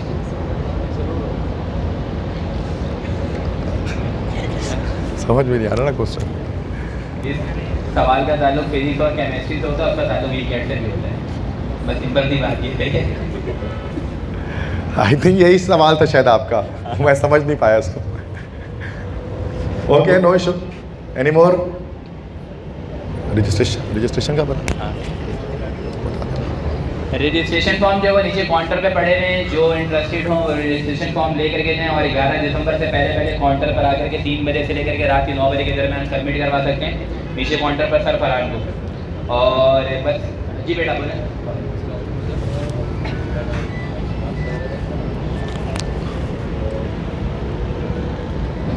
मेरा नाम असलाम सर है। सर मेरा क्वेश्चन जो है वो सर नसीब से है, और वो अपना सर हमारे जो पेरेंट्स होते हैं वो उनके लिए लाइक डॉक्टर इंजीनियर वही सब कुछ होते हैं, वो समझते हैं डॉक्टर ही सब कुछ है। तो लाइक सर उनके बेटे हो या बेटी हो तो सर उसको कुछ समझ ना आ रहा हो कि उसका इंटरेस्ट किस फील्ड में है, एकदम कंफ्यूज हो, लेकिन उसके पेरेंट्स भाई डॉक्टर बनो, इंजीनियर बनो, तो उस स्टूडेंट को क्या करना चाहिए, कैसे पता लगे कि हमारा जो इंटरेस्ट है इस फील्ड में है, क्या करना है, कुछ पता नहीं, एकदम कंफ्यूज, वो क्या करें? ठीक है, एक अच्छा सवाल उन्होंने किया है। करियर काउंसलिंग के लिहाज से ये सवाल होता है। ओके, आप सेट जाएं। तो करियर काउंसलिंग के हवाले से सवाल होता है कि सर ये एक चीज़ तो ये है कि पेरेंट्स चाहते हैं ना कि भाई स्टूडेंट जो है वो डॉक्टर बने, इंजीनियर बने, अगरचे this is the dilemma of society we can say कि हमारे यहाँ यही होता है कि मतलब बहुत ज़्यादा प्रेशर होता है कि स्टूडेंट पर, और कि स्टूडेंट को प्रेशर कुकर बना दिया जाता है। मतलब वो बच्चा हो तो स्टूडेंट रहता नहीं, वो प्रेशर कुकर बन जाता है, इतना प्रेशर होता है उसके ऊपर कि आपको डॉक्टर बनना है, आपको इंजीनियर बनना है। तो भाई देखें, मैं ये सपोज करता हूँ आप में से जितने बच्चे यहाँ पर आकर बैठे हैं ना, वो अपनी ख्वाहिश से आकर बैठे हैं कि उनको डॉक्टर इंजीनियर बनना है। और अगर कोई ऐसा बच्चा बैठता है कि खुद नहीं बनना चाहता, पेरेंट्स ने भेजा है जाओ लेकर आओ सेशन, तो आई थिंक सो ये बहुत गलत है। अगर आपका इंटरेस्ट नहीं है इसके अंदर, इन केस आपका नहीं है मेडिकल में इंटरेस्ट, आपका नहीं है इंजीनियरिंग में interest, you have to go other side. आपको अपनी चॉइसेस चेंज करनी पड़ेंगी, आपको फील्ड चेंज करनी पड़ेगी। अल्लाह ताला आपके लिए रास्ते उस फील्ड में बनाएगा जिस फील्ड में आपका इंटरेस्ट होगा। ठीक है, बिल्कुल भी। तो ये चीज़ आपको पेरेंट्स को कन्विंस करना है। ठीक है, अगर आपने 3 इडियट्स मूवी देखी है, शायद, आई डोंट नो, मूवी का हवाला दे रहा हूँ, तो उसमें ये चीज़ अच्छी तरह से बताई गई है कि पैशन को किस तरह से इंसान परस्यू करता है। अच्छा, एक ये सवाल भी होता है कि सर हमें पता कैसे लगेगा हमारा इंटरेस्ट किस चीज़ में। लाइक सर हमें कैसे पता, हमें तो कुछ नहीं पता इंटरेस्ट क्या चीज़ है क्या नहीं, हम तो बस पेपर देते हैं और बस पास करते हैं ज़िंदगी भर, उसके अलावा हमने कुछ किया ही नहीं, इंटरेस्ट का तो सोचा भी नहीं। तो इंटरेस्ट का एक सिंपल तरीका होता है ना कि इसको जज करने का 2-3 तरीके होते हैं जिससे आपको पता लगता है कि आपको इस चीज़ में इंटरेस्ट है। जिस चीज़ में आपको इंटरेस्ट हो ना, जिस भी फील्ड में, सबसे पहली चीज़ थी उस काम को करते हुए आपको वक्त गुजरने का अंदाज़ा नहीं होता, आप स्पेस टाइम से आज़ाद हो जाते हो उस चीज़ में। आपको लगता है कि यार ये मैं इसी चीज़ के लिए बनाया गया हूँ। आपको उस चीज़ में मुआवजे की परवाह भी नहीं होती है। आपको लगता है बस I love this thing, that's why I am doing it, no matter what money I am earning from it. ये कहलाता है आपका इंटरेस्ट, कि आप कहते हैं कि भाई मुझे ये चीज़ पसंद है इसलिए मैं ये कर रहा हूँ, मुझे उसमें पैसे मिले, थोड़े मिले, कम मिले, बट मैं खुश रहूँगा। दिस इज़ द वे आप अपना इंटरेस्ट जज करते हैं। इंटरेस्ट आप स्कोप को देखकर नहीं जज कर पाएंगे। स्कोप जैसे कंप्यूटर साइंस का बहुत ज़्यादा है, लेकिन आपका CS में इंटरेस्ट नहीं है, तो जाहिर सी बात है कि आप उस फील्ड में नहीं एक्सेल कर सकते हैं। फिर आपका जिस फील्ड में इंटरेस्ट होगा आप उसमें एक्सेल करेंगे। और वो कैसे पता लगेगा कि आपको उसमें वक्त गुजरने का अंदाज़ा नहीं होगा उस काम को करते हुए, उस सब्जेक्ट को पढ़ते हुए, उस चीज़ को देखते हुए। आपको खुद ही लगेगा कि कोई ना कोई सब्जेक्ट ऐसा है, एक ना एक ऐसा टॉपिक है जिसको जब मैं पढ़ता हूँ या पढ़ती हूँ तो फिर मुझे ऐसा लगता है कि बस इसी को पढ़ता जाऊँ दिन भर, सुबह शाम हर वक्त, और बाकी एक सब्जेक्ट है यार इसको तो बिल्कुल नहीं दिल करता पढ़ने का। तो उसका मतलब अल्लाह ने आपके अंदर जो कंपस लगाया है ना, एक जो आपको बताता है कि आपका इंटरेस्ट किस चीज़ में है, वो इस तरह से आपको पता लगता है। ठीक है, इंटरेस्ट के थ्रू पता लगता है। बोरियत एक चीज़ है ना, जिस काम को करते हुए आपको बोरियत महसूस हो रही है ना, अल्लाह ने आपको उस काम के लिए नहीं बनाया है। किसी भी चीज़ को करते हुए आप बहुत बोर हो जा रहे हो, बेजार हो जा रहे हो, बिल्कुल ही दिल नहीं लग रहा, तो इसका मतलब वो काम आपके लिए नहीं है। That field is not for you.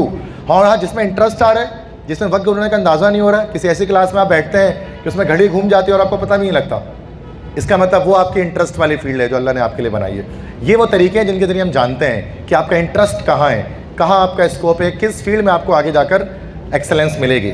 ठीक है,